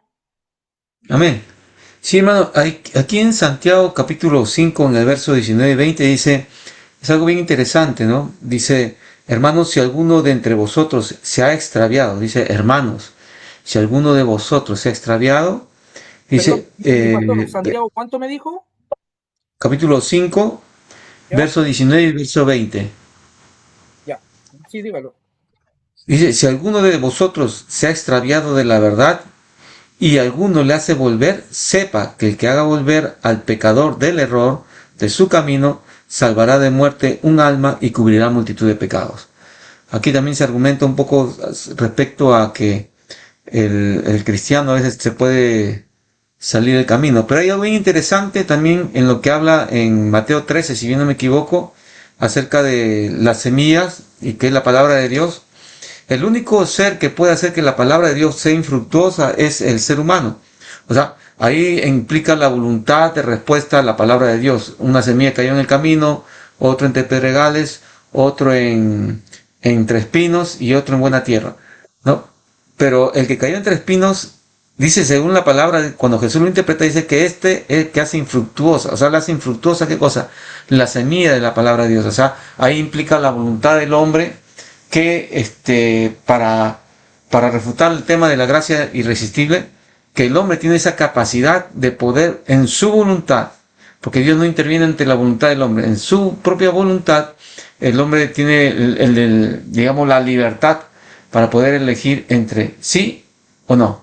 Exacto. Y, o sea, Dios no se va a meter en eso como sostengo o le comenté la vez pasada que ante un juicio implica libre albedrío, ¿no? La libre voluntad. Así es. Eso nomás. Sí, amén. Amén. me gustó también el contexto que usted lo dice, porque en Santiago 5:19 vemos claramente una responsabilidad de búsqueda al perdido. Y ese también se le atribuye a una persona que apostató, y otra la responsabilidad, ¿no es cierto?, de un hermano de poder ayudarle, ¿no es cierto?, a librarlo de una condena, porque literalmente es una condena. Entonces ahí vemos claramente la gracia se ha perdido. Ahora, lo que usted toma también de la semilla es buena porque cayó, y obviamente el libre albedrío está completamente ahí expuesto. Muchas gracias, mi pastor. Amén. Muchas gracias por su intervención. Si alguien más quiere aportar ahí, mi hermano Jaime, mi pastor Jaime, que lo veo también, mi pastor Hipólito. Me gustaría mi pastor Hipólito. Ah, pero mi pastor Hipólito me acuerdo, me parece que estaba. Ya está Jaime.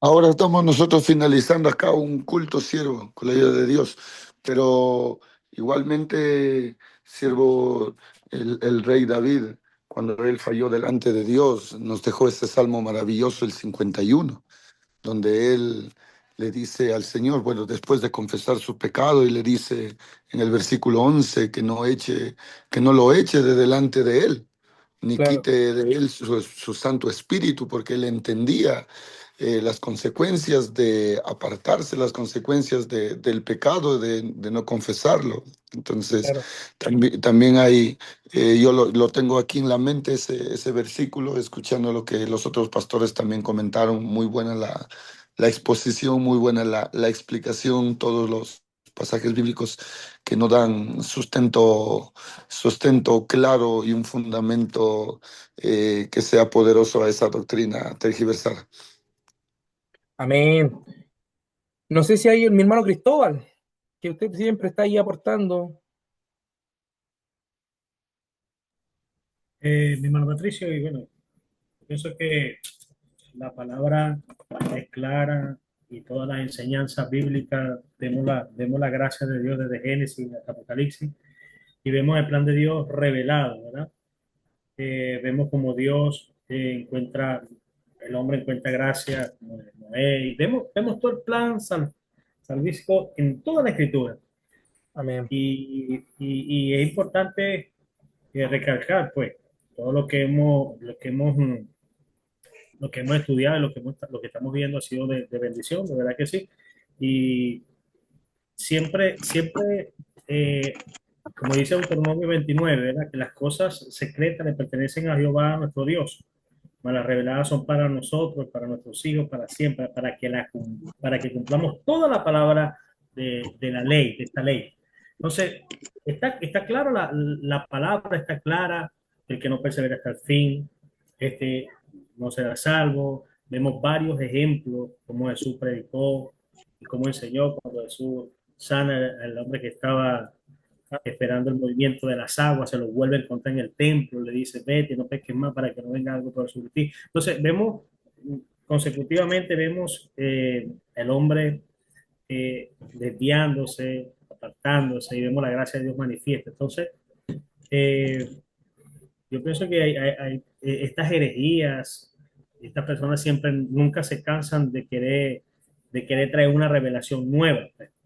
Y es tanto así que algunos de estas personas que proclaman estas enseñanzas, hoy en día usted lo puede ver. Yo recuerdo que mi pastor enseñaba algo que, que, que me impactó, pues, y que es importante, que siempre cuando una persona atenta contra esa santidad de Dios, si todas las demás cosas siempre van a ir siendo alteradas, porque de esa manera se manifiesta pues la impiedad del hombre. Y algo así enseñaba mi pastor, pero lo digo porque uno de estos grandes hombres que conocemos eh, hoy en día dice que el arrebatamiento, antes creía en el arrebatamiento, ahora tuvo la iluminación y ahora dice que no, que la iglesia va a pasar por el arrebatamiento. Entonces, vemos una herejía una tras otra. El hombre nunca se cansa de querer sacar nuevas cosas cuando ya la palabra está definida, ya está categóricamente, pues, para que la cumplamos. Yo Claro. creo Por ejemplo, que En este tema, amén, amén, mi hermano Cristóbal, en este tema sobre el tulip o de, bueno, de la perseverancia del dolor santo, cuando nace con este tema de la afirmación para poder refutar a estos 5 puntos también de Jacobo de Arminio, recordemos que la iglesia primitiva, ni aún así la iglesia primitiva tuvo este problema con si la salvación se perdía. Ya habían otros problemas, ya sea de la Trinidad, la deidad de Cristo, podemos ver ahí lo que pasó con Arrio, ¿no es cierto?, que negaba, ¿no es cierto?, la deidad de Dios, también otros que no creían al Espíritu Santo. Pero, por ejemplo, esta controversia no se vio si esta ayuntiva y esta pelea nació solamente hace 500 años. Pero ¿saben lo que yo siempre le he dicho? Por ejemplo, a los hermanos, yo siempre le he dicho, no hay nada mejor que la claridad está en la palabra de Dios. La palabra de Dios es la Hermano, fuente, perdón. por acá, pero de ahí Ah, ya. Por era ejemplo, un versículo bíblico que quería compartir. mi hermano, sí, dele, ya, sí, comparte nomás, Vale. compartamos, hablamos un ratito. Sí, eran dos textos bíblicos. Una está en Hebreos, capítulo 5 versículo 9. Ya. Dice así, y habiendo sido perfeccionado, vino a ser autor de eterna salvación para todos los que le obedecen. De obedecer, Y claramente. sí, Y de la claramente se obediencia. puede desobedecer.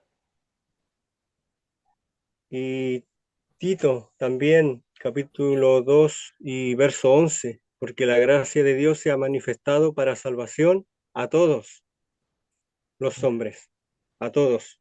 Amén, a todos los hombres. Sí, pero por ejemplo, Porque los versículos, bueno, que igual ese tiene otro contexto, pero por ejemplo en el contexto, para mis pastores que están ahí, mis pastores que están escuchando, y los hermanos, el contexto, no podemos hacerle otra exégesis en Hebreos 6, 4, 6, cuando habla, ¿no es cierto?, que aquellos que fueron iluminados, dice claramente, y gustaron del don celestial, no está hablando de falsos cristianos, sino que un verdadero cristiano gustó del don celestial, fue partícipe del Espíritu Santo, porque el Espíritu Santo nunca va a estar con un falso, un mentiroso, un engañador, ¿no es cierto? Pero claramente ahí el apóstol habla, pero recayeron, o sea, se apartaron, apostataron. Y podemos ver claramente ahí a un cristiano, pero se puede decir que fue iluminado, ¿no es cierto? Gustó y participó. Entonces, ¿qué hacemos con ese versículo? También me gusta lo que dice Pablo, también aquellos que lo advierten, y en Romanos 11:17 lo dice claramente también, cuando dice, ¿no es cierto?, que somos injertados, puede ser cortado, claramente algo puede que permanece, ¿no es cierto?, en la mano de Dios, tal como las ramas naturales, también uno puede ser forjado o puede haber incredulidad y se puede hasta cortar, si Jesucristo dijo, y el árbol que no dé buen fruto será cortado y echado. Entonces yo creo que el versículo que no pueden ellos refutar es Hebreos 6, 4, 6, porque ahí está hablando claramente de un creyente. Entonces, y lo que dice Apocalipsis, a mí, por ejemplo, Apocalipsis también me gusta porque Jesucristo ahí le está hablando a la iglesia. Se supone una iglesia viva, que estaba viva, se suponía que estaba viva, pero estaba muerta. Se suponía una iglesia que, pero apártate, pero arrepiéntete. O sea, que no existiría, hermano, con este tipo del tulip, no existiría el arrepentimiento, no existiría incluso hasta la fe, hermano, porque muchas veces se niega hasta la fe porque todo como imposición de parte de Dios, porque la gracia es irresistible, ¿no es cierto? No podemos luchar contra eso, Dios te obliga un poco más, entonces no, hermano. Para mí, de verdad, todo lo refutamos con más de cuántos versículos leímos. Entonces, es un buen tema. Yo, de verdad, si usted en este punto, y si tiene alguien el día de mañana que va a hablar con algún hermano también, hermano, porque también igual tiene que entender, hermano, que muchos de ellos aman al Señor. Obviamente tienen un evangelio quizás así, un poquito más liberal, porque de todas maneras yo quiero, con el respeto que se merecen ellos, es un evangelio, yo siempre lo he dicho, y con respeto me dirijo a ellos, pero es un evangelio seductor. Por ejemplo, la mayoría de estas personas que ponen estas doctrinas, ya puede ser bautista, no cayendo en el tema también de juzgarlo, porque hay buenos hermanos que también creen también al continuismo, pero ellos tienen un evangelio de romanticismo. ¿En qué sentido? De que ellos ponen más fundamento de vida cristiana, de lógica, de vivir, de amor y de paz, de verdad que para mí, pero usted, yo no les veo un mensaje, no sé, confrontacional, que la palabra, porque la palabra nos dice que hiere, pero también pone el bálsamo, que también pone... Entonces, yo les veo que sus doctrinas son bien dogmáticas, son bien, se puede decir, no literalmente descubiertas, sino que son como así, sutilmente ponen sus levaduras, porque para mí es levadura. Así que, bueno, hermanos, vamos a dejar hasta ahí, esperando ya terminamos. Miren, los llevo casi 2 clases y vamos a pasar inmediatamente, a estar terminando, la doctrina del reemplazo. Si alguien ha escuchado hablar de eso, si me dan un segundito, vamos a ver acá. Nos queda media hora, hermano. Recuerden que este va a ser el último mes. Este es un tema. Esa teología, siervo, yo lo he escuchado de que tiene que ver algo con respecto a Israel, con relación a la iglesia. Algo es lo que he escuchado, no tan profundo, pero algo por ahí. Ya, exacto, es así, Sí, pero hermano. vamos. ¿Con quién habló? Jorge Paredes. Mi hermano Jorge, lo echaba de menos sus intervenciones. Ay, perdóname. Aleluya. Amado, Hermano mío. conforme a la teoría del reemplazo, no se habla mucho, pero los testigos de Jehová creen que ellos son el Israel espiritual. Ellos Claro. piensan que reemplazaron a Israel y que ya Israel no tiene una oportunidad. No importa lo que diga Romano 11, que el don y llamamiento irrevocable para el pueblo de Israel, eso lo omite, Sí, lo lo omite. explican mal. Exacto. Bueno, ahora vamos a hablar sobre, vamos a hacer primero un análisis histórico. Recuerde que los testigos de Jehová nacieron hace poco nomás en la secta de los testigos, ¿ya? La doctrina del reemplazo, y qué bueno que me tocó ese punto porque igual la vamos a hablar un poquitito. Se llama, literalmente, para que usted note ahí, supersesionismo, ¿ya?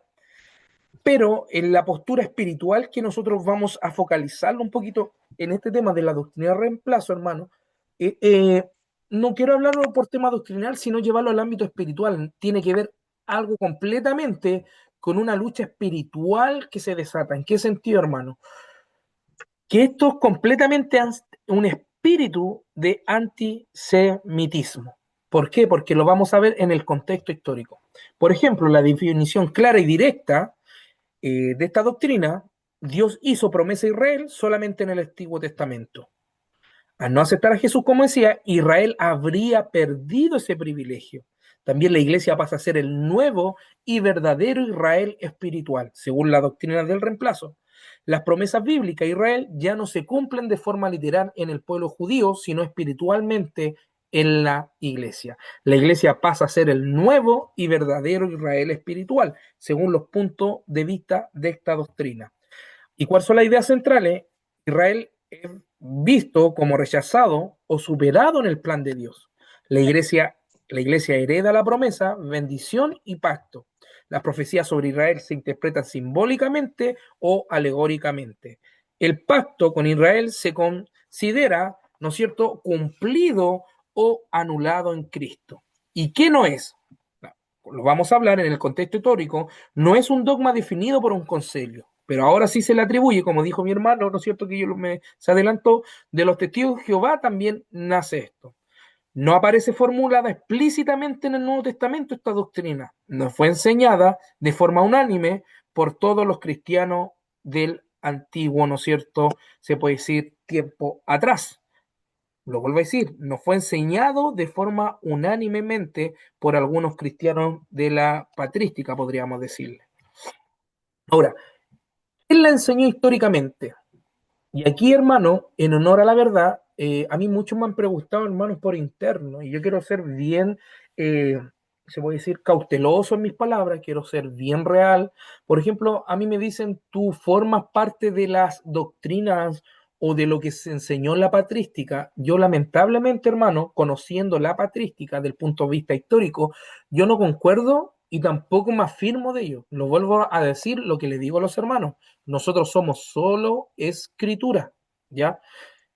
La patrística se fue formulando, desarrollando doctrina y también se fue evolucionando las doctrinas, por cuanto la patrística cometió también muchos errores. Y para todos los hermanos que van a ver este video, por honor a la verdad, la patrística también nacen cosas que son antibíblicas. Por eso yo no me respaldo en la patrística. Por ejemplo, la mayoría de hermanos que le gustan ser de un corte académico, un corte bien, se puede decir, magistral en enseñar, enseñan ello afirmándose siempre de la patrística, pero lamentablemente, en honor a la verdad, siempre se afirman de las doctrinas que le convienen exponer, pero también hay cosas que son antibíblicas, que la misma, por ejemplo, Justino Marte, Tertuliano, Orígenes nos enseñaron cosas que también, ¿no es cierto?, como esta doctrina de reemplazo, ellos la expusieron. Por ejemplo, los padres de la iglesia del siglo II al siglo V, algunos padres formularon o difundieron versiones de la supersesionismo. ¿Qué esto qué quiere decir? La doctrina del reemplazo. Por ejemplo, Justino Mártir, en el diálogo con Trifón, la iglesia, él apunta como el verdadero Israel, despojando o dejando atrás, ¿no es cierto?, a la nación de Israel. También Tertuliano, en honor a la verdad, contraposición, habló de la iglesia, que era una cosa, y la sinagoga, que ya era otra cosa. Así haciendo una contraposición sobre este punto de vista, ¿no es cierto?, del supersesionismo. También Juan Crisóstomo, forma dura y antijudía. Y la historia no nos puede negar eso. También Orígenes, espiritualización, alegoria, preparando el terreno para que algunos crean a esta doctrina. Ahora, nota clave, en honor a la verdad, nunca fue definido como dogma, hubo diversidad y matices, pero Agustín de Hipona sostiene una versión moderada de no a la anulación total de, ¿no es cierto?, de Israel. Ahora, como punto número 2, la iglesia que históricamente asumieron el reemplazo, y aquí lo vamos a enfocar a la más, se puede decir, a la universal, la iglesia, ¿no es cierto?, católica, durante el siglo, asumió una lectura supersesionista, no dogmática. Hoy, tras el Concilio Vaticano, y esto fue hace poco, de Notras Astate, que se dice, rechaza explícitamente que Dios haya rechazado al pueblo judío. Bueno, este concilio se llevó, se puede decir, hace par de años, se puede decir, se hizo este concilio, donde se dejó estipulado que el pueblo judío, ¿no es cierto?, no era rechazado. Pero vamos a ver en el contexto histórico, hermanos amados, y aquí lo vamos a detener un poquitito. Por ejemplo, a lo largo de la historia medieval y moderna, algunos de los papas, pongan atención acá, promovieron y respaldaron y llevaron a la persecución, discriminación de los judíos en Europa. Un caso importante fue el del Papa Inocencio III, que fue en el año 1698 a 1216, quien impulsó al concilio de Letrán IV en el año 1215. En este concilio se estableció que los judíos deberían diferenciarse entre los cristianos mediante la vestimenta, lo que forzó, ¿no es cierto?, una segregación, social, y lo expuso a humillación y violencia. Claramente, vuelvo a decir, esto parte, ¿se acuerda al principio? De una postura como un espíritu antisemita. Estas decisiones ayudaron a consolidar la idea de que los judíos eran un grupo inferior dentro de la sociedad cristiana y que la iglesia reemplazó a los hebreos o a los judíos. Siglo más tarde, durante el papado, Pablo IV, la persecución se hizo aún más dura, y en el año 1555 el Papa promulgó la bula, que es más conocida como Cum Nimis Osadum, que ordenó que la creación de los guetos judíos de Roma, obligando a los judíos a vivir en un barrio cerrado. Además se le prohibió poseer tierra, se limitaron sus oficios y restringieron muchas de sus libertades. ¿Por qué? Porque la doctrina que ellos estaban imponiendo, la iglesia reemplazó a Israel. Por eso aquí vemos, ¿no es cierto?, que claramente esto no parte, hermano amado, de algo, se puede decir, de una doctrina, si esto tiene que ver meramente con algo espiritual. Y más conocido como todo, ¿no es cierto?, la Santa Inquisición, respaldada por la autoridad papal, persiguió a judíos convertidos incluso al cristianismo, conocido como conversos, que eran acusados de practicar su antigua religión en secreto. Estas persecuciones ocurrieron especialmente entre el siglo, ¿no es cierto?, se puede decir 15 al siglo 1600, y provocaron castigo, encarcelamiento, expulsiones y muerte, especialmente dada por un papa, ¿no es cierto?, miembro de la iglesia, de esa misma manera, aplicando el poder político papales que contribuyeron a la marginación y el sufrimiento de las comunidades judías en Europa. Ahora, en el año 1965, escuche bien, recién la Iglesia Católica en este año publicó un documento llamado como Notre Estate, como había dicho, donde la iglesia rechazó explícitamente el antisemitismo y el supercesacionista. ¿Qué quiere decir eso? En la doctrina del reemplazo. Afirmó que los judíos no son responsables de la muerte de Jesús. Llamó el respeto al diálogo entre cristianos y judíos. Y este documento marcó antes y después una relación estrecha entre católicos y pueblo judío. Pero no fue hasta el año, escúchame bien, cuando nace el Papa Juan Pablo, Benedicto y Francisco, que condenaron públicamente el antisemitismo y también la supersesionista. ¿Qué quiere decir? Que la iglesia no había reemplazado que la iglesia no había, que había reemplazado, ¿no es cierto?, a la nación de Israel. Ahora, ¿qué le enseña hoy explícitamente los sectores donde aún aparece? Las iglesias históricas que usan el lenguaje de la iglesia nuevo de Israel, también seminarios, hermanos, escuchen bien esto, seminarios o manuales que espiritualizan todas las promesas de Israel. Y aquí hay, hermanos, un problema que también hay gente que todo los lleva a espiritualizar en el contexto literal, cuando nosotros tenemos que tener, se puede decir, una convicción que hay formas de interpretar espiritualmente las promesas, parcialmente las promesas, ¿no es cierto? Proféticamente las promesas, pero hay gente que todo lo hace, hermano, o lo quiere espiritualizar, así reemplazando incluso las promesas que Dios le ha dado a Israel. Entonces, hermano, esta doctrina también, para que usted también lo anote ahí, nacen de ciertos hermanos que sutilmente tienen este espíritu de antisemitismo para decir que que la iglesia reemplazó a Israel. A menudo no se nombra como reemplazo, pero funciona tal como en la práctica.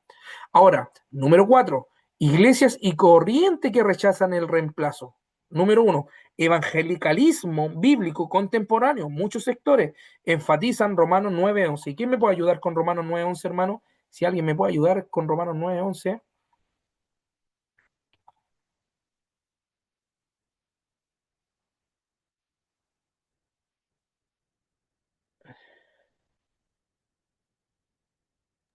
Amén, hermano Amén. Patricio. Sí. Ahora sí. Tiene Romanos 9:11. Bueno, Patricio, lo leo yo. Amén.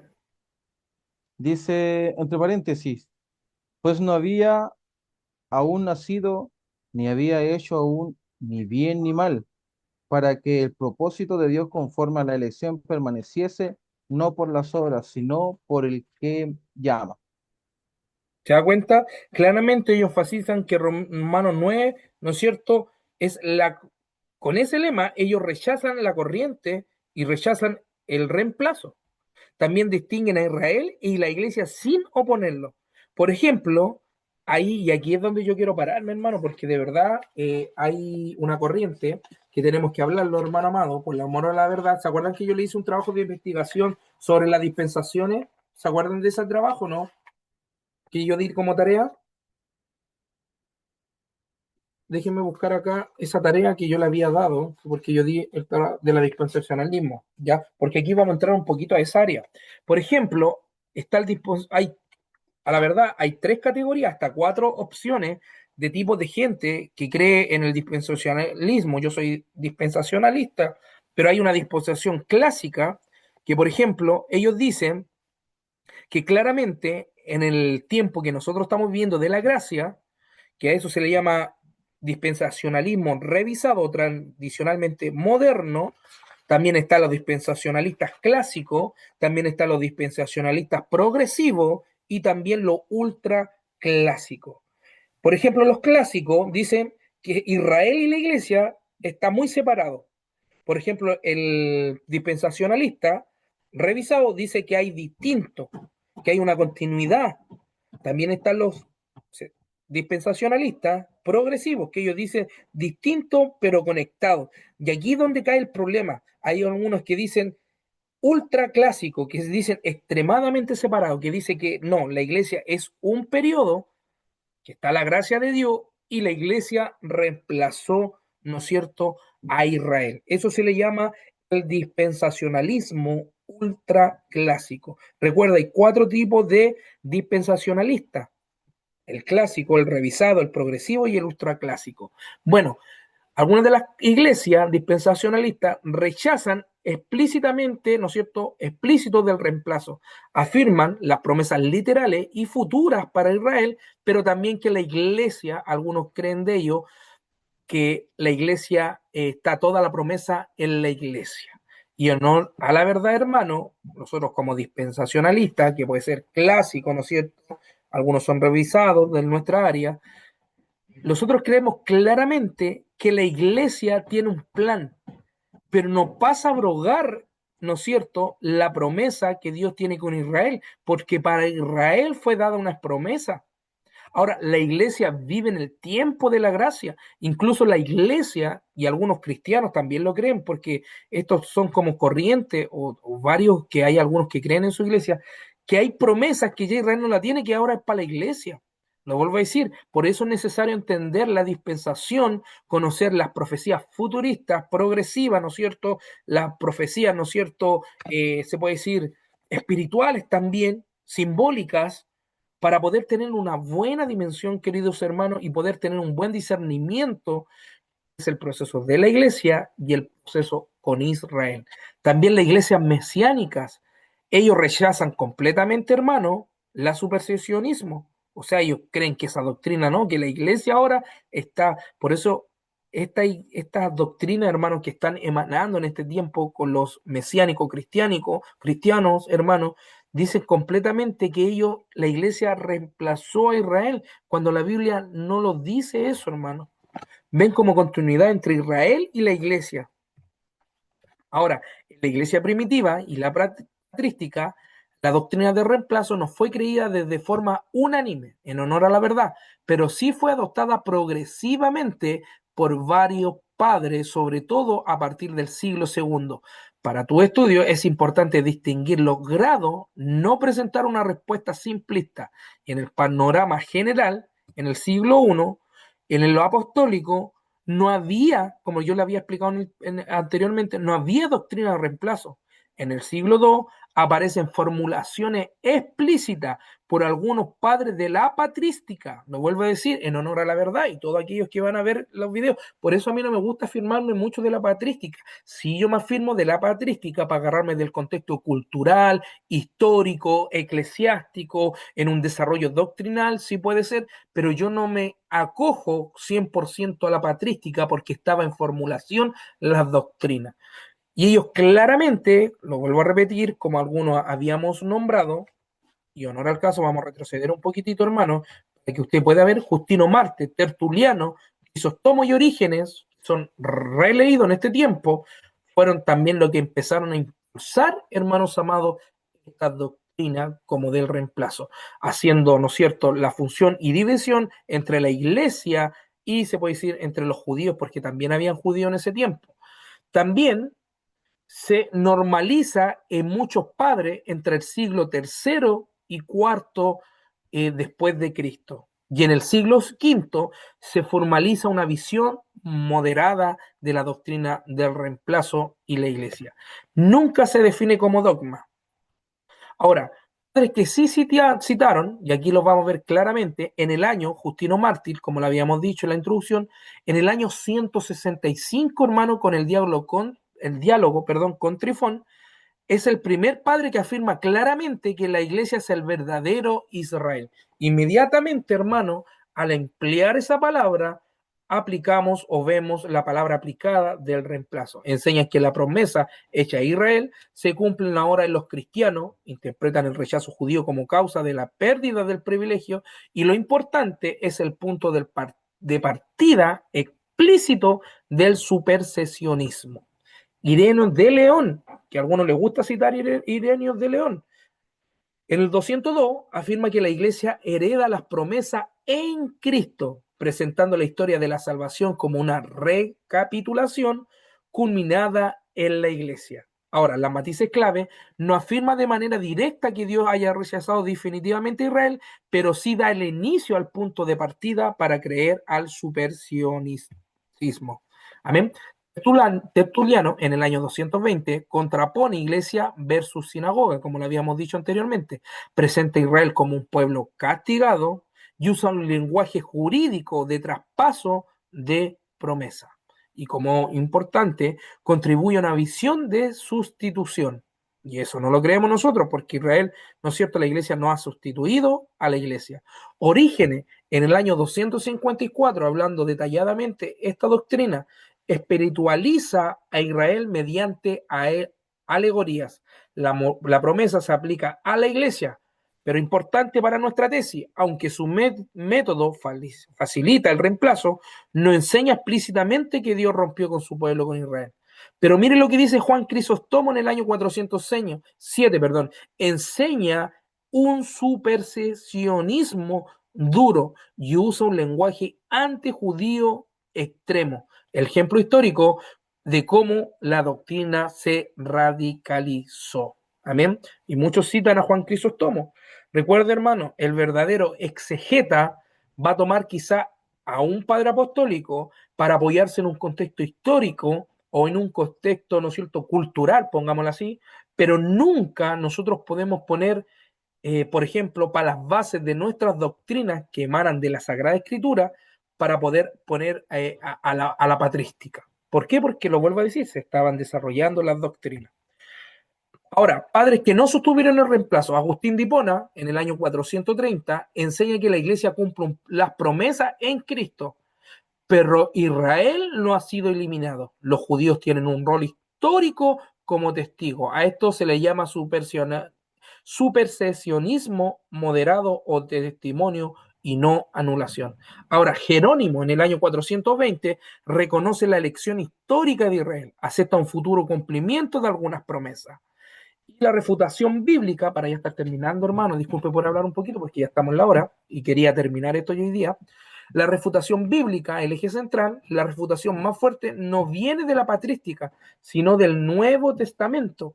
Amén. En la carta de los Romanos 9:11, Pablo escribe después de la cruz y afirma que ha rechazado Dios a su pueblo. De ninguna manera lo dice Pablo después en el capítulo 11:1. Endureciendo, ¿no es cierto? Endurecimiento de Israel es parcial y temporal. Y alguien, si me puede leer Romanos 11:25, hermano, leamos Romanos 11:1 primero. Si alguien me puede ayudar, por favor. Amén. Mi pastor. 11:1 dice, digo pues, ¿ha desechado Dios a su pueblo? En ninguna manera, porque también yo soy israelita, de la descendencia de Abraham, de la tribu de Benjamín. Amén. Y mi pastor, si me puede leer también Romanos 11:25. Ya, dice, porque no quiero, hermanos, que ignoréis este misterio, para que no seáis arrogantes en cuanto a vosotros mismos, que ha acontecido a Israel endurecimiento en parte hasta que haya entrado la plenitud de los gentiles. Ya. Pablo, claramente analizando estos 3 versículos, dice que Dios, ¿no es cierto?, le ha endurecido para así cumplir el plan y el propósito de Dios, pero no habla de un rechazo o habla, ¿no es cierto?, de que la iglesia iba a reemplazar a Israel, sino que dice claramente que es algo parcial y temporal. Y mire lo que dice basado a Romano, refiriéndose, porque este es un contexto que de repente se toma mal de contexto. Si mi pastor Josué lo puede leer, Romano 11:29. Amén. Dice, porque irrevocables son los dones y el llamamiento de Dios. En el contexto exegético, ¿a quién se refiere eso, mi pastor Josué? A Israel, al pacto que Dios hizo con Israel. Es en la exégesis de ese versículo. Y este no es un versículo para que nosotros empleemos sobre los dones espirituales o carismáticos. En el exégesis está hablando literalmente de la nación de Israel. El verdadero exegeta lo puede aplicar en el ámbito espiritual, sí, pero la exégesis bíblica, cristocéntrica, habla claramente que los dones y los llamamientos de Dios son irrevocables para Israel. Y cuando hablamos de irrevocable, hablamos de que no se puede abrogar o no puede dejar de ser. En conclusión lógica, si Dios no ha rechazado a Israel después de Cristo, entonces no puede haber reemplazo total. De ninguna manera. Y aquí vemos en Romanos 11 la metáfora del olivo. Israel es el olivo, hermano amado, y lo dice claramente la escritura, es el olivo natural. Los gentiles, o sea, nosotros somos injertados al verdadero árbol del olivo, que es Israel. El olivo no es arrancado ni reemplazado. Y esta pregunta que le hago mi pastor Josué, si me puede ayudar, ¿el olivo es sacado o nosotros somos injertados? No, nosotros somos injertados, o sea, se mantiene la raíz que Israel y nosotros injertamos como olivo silvestre, ¿no? Bendito sea Dios. Se da cuenta que la Biblia explícitamente, en la metáfora del olivo, lo habla claramente, que la raíz está echada, como dice nuestro pastor, ¿no es cierto?, con Israel, o sea, Israel siempre ha estado y siempre está. En conclusión lógica, si Dios no ha rechazado a Israel después de Cristo, entonces no puede haber reemplazo total como algunos lo están enseñando, hermano. Ahora, Jesús y los apóstoles, Jesús afirma que vino a cumplir, no a abolir. Jesús es israelita. Los apóstoles siguen llamando a Israel el pueblo de Dios. ¿Y quién me puede ayudar con este versículo, ya que es lema, para poder refutar esta doctrina de reemplazo? Hechos capítulo 3, del 25 al 26. Por favor, hermano, ya, porque ya estamos, ya nos quedan 3 minutos. Hechos capítulo 3, versículos 25 al 26. Aquí vemos claramente que el reemplazo no es una enseñanza apostólica. Al contrario, el apóstol Pablo la defendió. ¿Qué dice Hechos capítulo 3, versículos 25 y 26, hermano? ¿Lo leo, hermano Patricio? Sí, por supuesto, hermano. Dice, vosotros sois los hijos de los profetas y del pacto que Dios hizo con nuestros padres, diciendo a Abraham, en tu simiente serán benditas todas las familias de la tierra. 26. Y a vosotros, primeramente, Dios habiendo levantado a su Hijo, lo envió para que os bendijese a fin de que cada uno se convirtiera de su maldad. Bendito sea Dios. Se dio claramente, como lo está poniendo ahí el autor, dice claramente, mire, lo dice así, vosotros sois los hijos de los profetas, o sea, ustedes, los israelitas, del pacto que Dios hizo con nuestros padres, diciendo a Abraham, en tu simiente serán benditas todas las familias.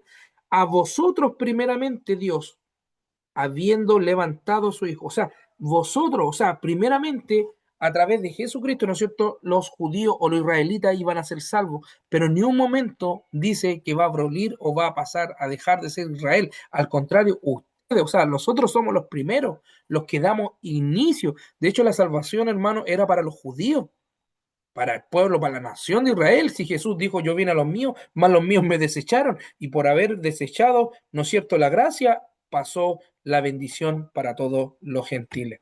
Refutación teológica número 2. Aquí ataca el corazón lógico del supersesionismo o la doctrina del reemplazo. Dios no rompe pactos eternos. El pacto con Abraham es llamado eterno. Si Dios anula un pacto por infidelidad humana, ningún pacto de la Biblia puede ser segura, y la gracia deja de ser gracia. Una pincelada para nuestros amigos también de que creen en el tulip. El reemplazo contradice la fidelidad divina. Elección o salvación individual. Error común del reemplazo. Confunde la elección nacional con salvación personal. Israel puede ser elegido, estar en disciplina, sin dejar de ser Israel. Hermano, y esta es la pregunta categórica. ¿Un israelita se puede apartar de Dios? ¿Un israelita, como lo están haciendo? Yo un día hablé con un hermano, por ejemplo, nosotros no avalamos lo que Israel quizá, bueno, lo llamó genocidio, pero yo lo veo de otro punto de vista, pero nosotros no avalamos, independiente, porque nosotros no nos mueve la política. Hagamos que Israel está en un proceso de bélico, y en este proceso bélico están pasando muchas cosas que nosotros no lo aceptamos en su, se puede decir, en su gobierno, porque eso no es un gobierno teocrático que esté Israel. ¿Toma mala decisión como gobierno? Sí, toma mala decisión como cualquier otro gobierno, pero de ninguna forma ellos dejan o dejan de ser, ¿no es cierto?, la nación santa de Dios, o dejan de ser, ¿no es cierto?, se puede decir, los escogidos de parte de Jehová, ¿no es cierto?, porque ellos son para mí los escogidos, porque los escogió como nación, ojo con eso, como nación.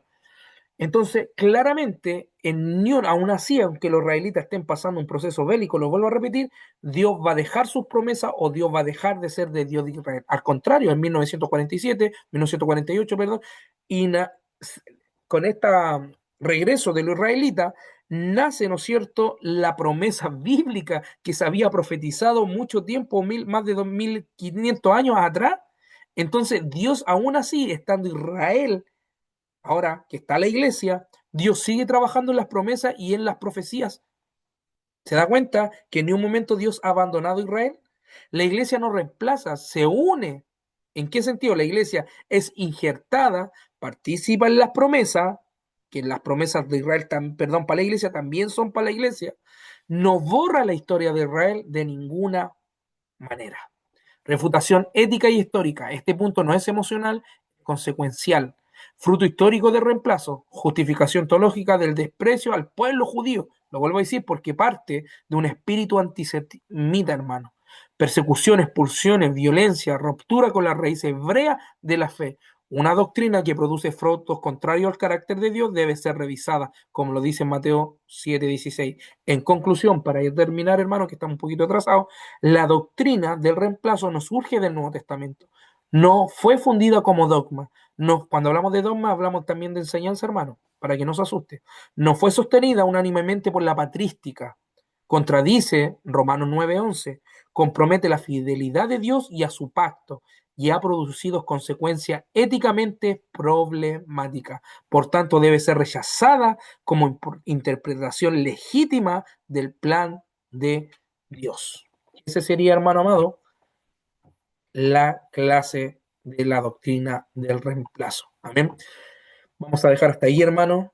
Yo sé que me atrasé un poquitito, pero tenía que pasar estas dos doctrinas, así que vamos inmediatamente. No sé si alguien quiere aportar algo, hermano. Mi pastor Josué, mi hermano Ángel.